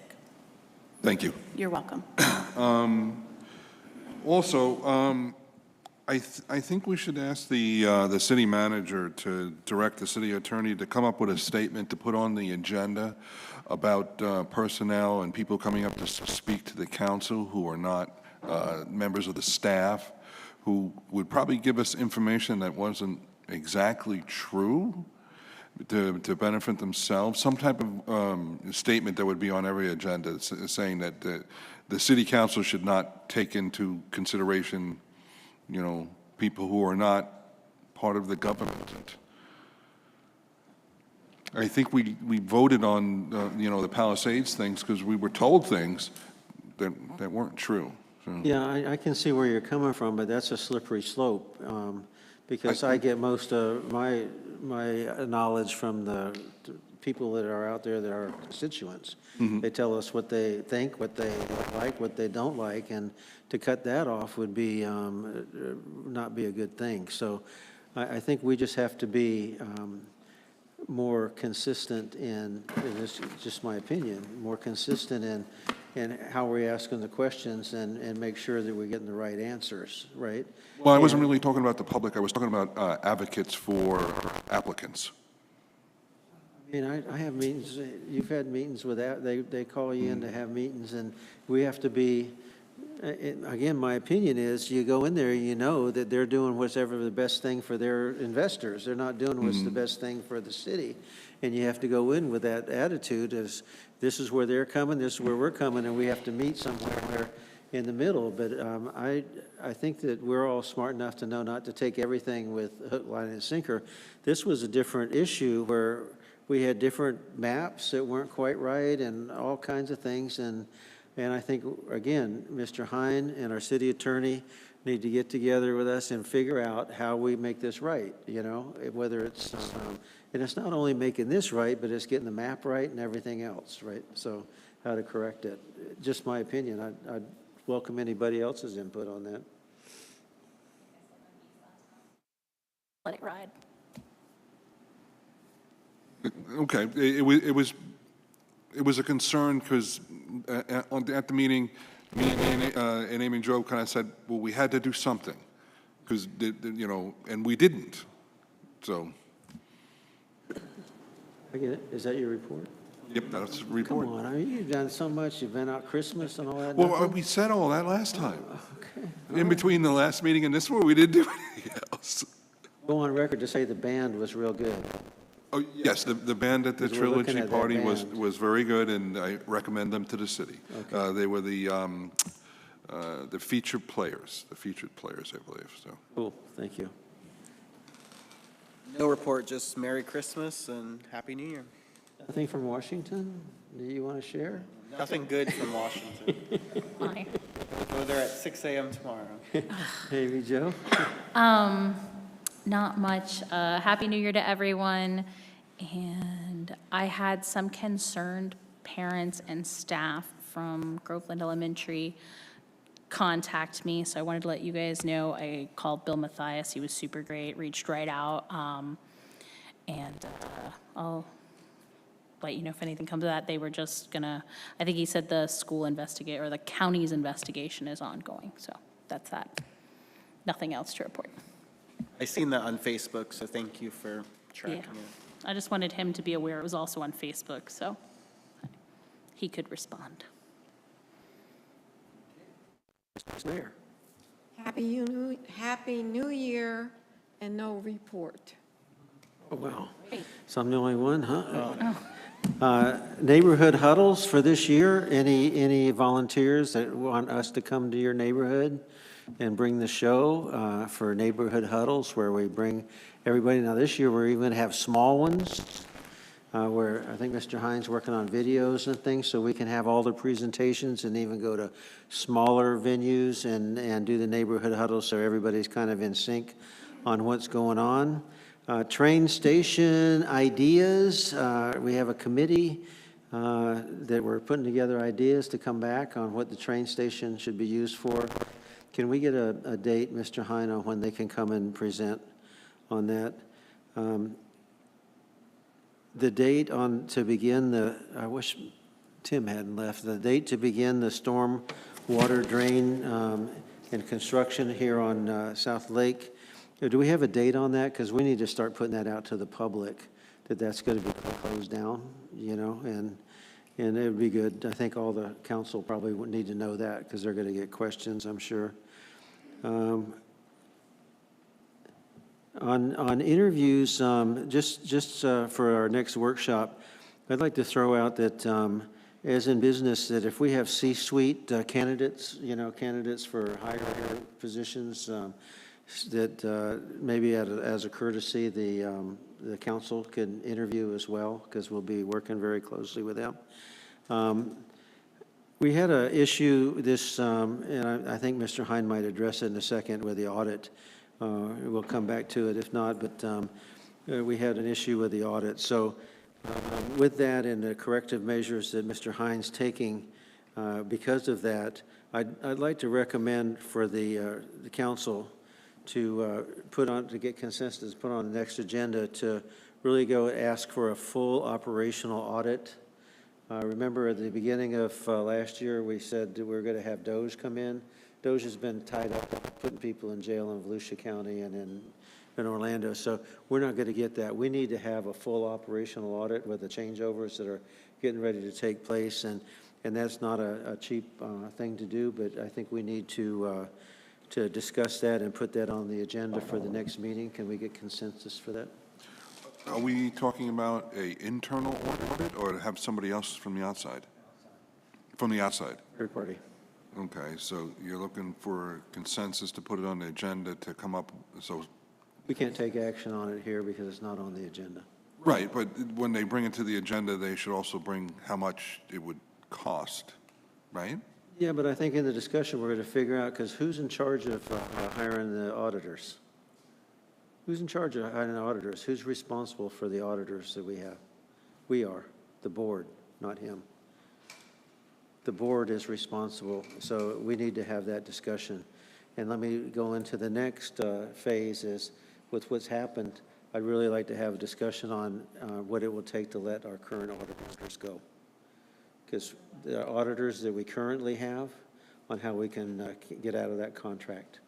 There's very little trust right now with me and them. Do we have a multi-year contract with them? Yes, we do. 3 years, and we voted on it in December. Did you know that? Yeah. Okay. Well, I'm for the audit. 100%, with the audit for consensus. Consensus, 100%. So we're going to go and discuss that. So if you have, any, I don't think we're going to get the big three, but any ones that you used before for internal audits, because that's a very specific kind of audit, please bring that forth, and maybe with your connections, you can bring some titles too. If possible, Mr. Hine, can we have the staff put together with their opinions of what infrastructure is? I've had some conversations, and I think we're we're not communicating on the breadth of whether it's transportation or water or energy or any of that, but what the whole breadth of infrastructure are. So when we're saying we're going to get on infrastructure, that we're all looking at the whole breadth of it. I'd appreciate if we could put that to bed. Thank you very much. That concludes my report. Is the gala still happening? The gala is, we're meeting tomorrow. We have people that are on that committee right here. We have the chairman of the committee back there. After our meeting tomorrow, he will start coming and giving a report on where we stand and everything. There's some last minute things, and I thank you, and I appreciate having a new conference room, because now we have a place to have it every week. So thank you for bringing that up. Fine? No report. No report.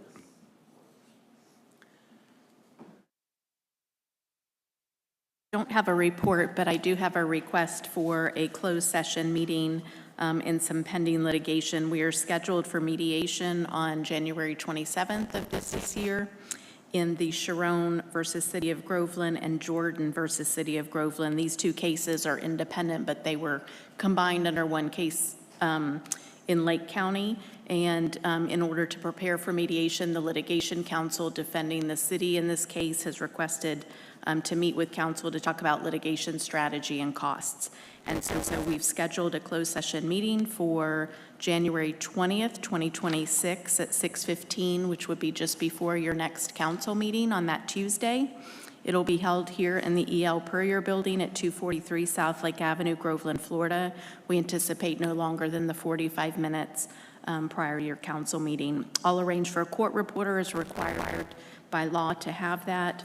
And this is in case number 2022-CA 1874 and 2022-CA 2117. Those present will be litigation counsel Jennifer Barone, city manager Mike Hine, myself as city attorney, as well as Mayor Keough, Vice Mayor Gaines, council members Carol, Jaycox, and Schleichowski. And that's all I have tonight. Thank you. Thank you very much. I need a lesson. Thank you so much. Can I just circle back and ask, did we get the audit in? You gonna talk to the auditors? Yeah, no, Mr. Mayor, members of the council, it is all with the auditors. There's no more staff work being done. But has it been turned in? There's no. My knowledge, no. Okay. So can I get consensus? We had this issue with the audit that we have at the next meeting on the agenda, outline of what happened with the audit, action taken. Yeah, corrective Mr. measures. Mayor, members of the council, I respectfully request that I have some conversations with you. I don't think the next meeting would be timely to have full resolve of the questions you would want to ask. When do you think that should take place? Let me think about it and talk to you in our individual meetings on Thursday.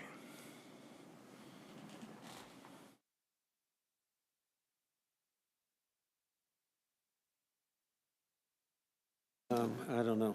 This is a very important thing. 2 weeks, we won't have any action taken, or? Again, Mr. Mayor, members of the council, I would respectfully request that you allow me to talk to you individually on Thursday. That? Members of the council, you're responsible. Yeah, I'm okay with Thursday. I'm fine with it as long as it's done sooner as opposed to later. I think there should be a defined time frame. At the next meeting, are you going to talk to them? At the next Thursday meeting? This week.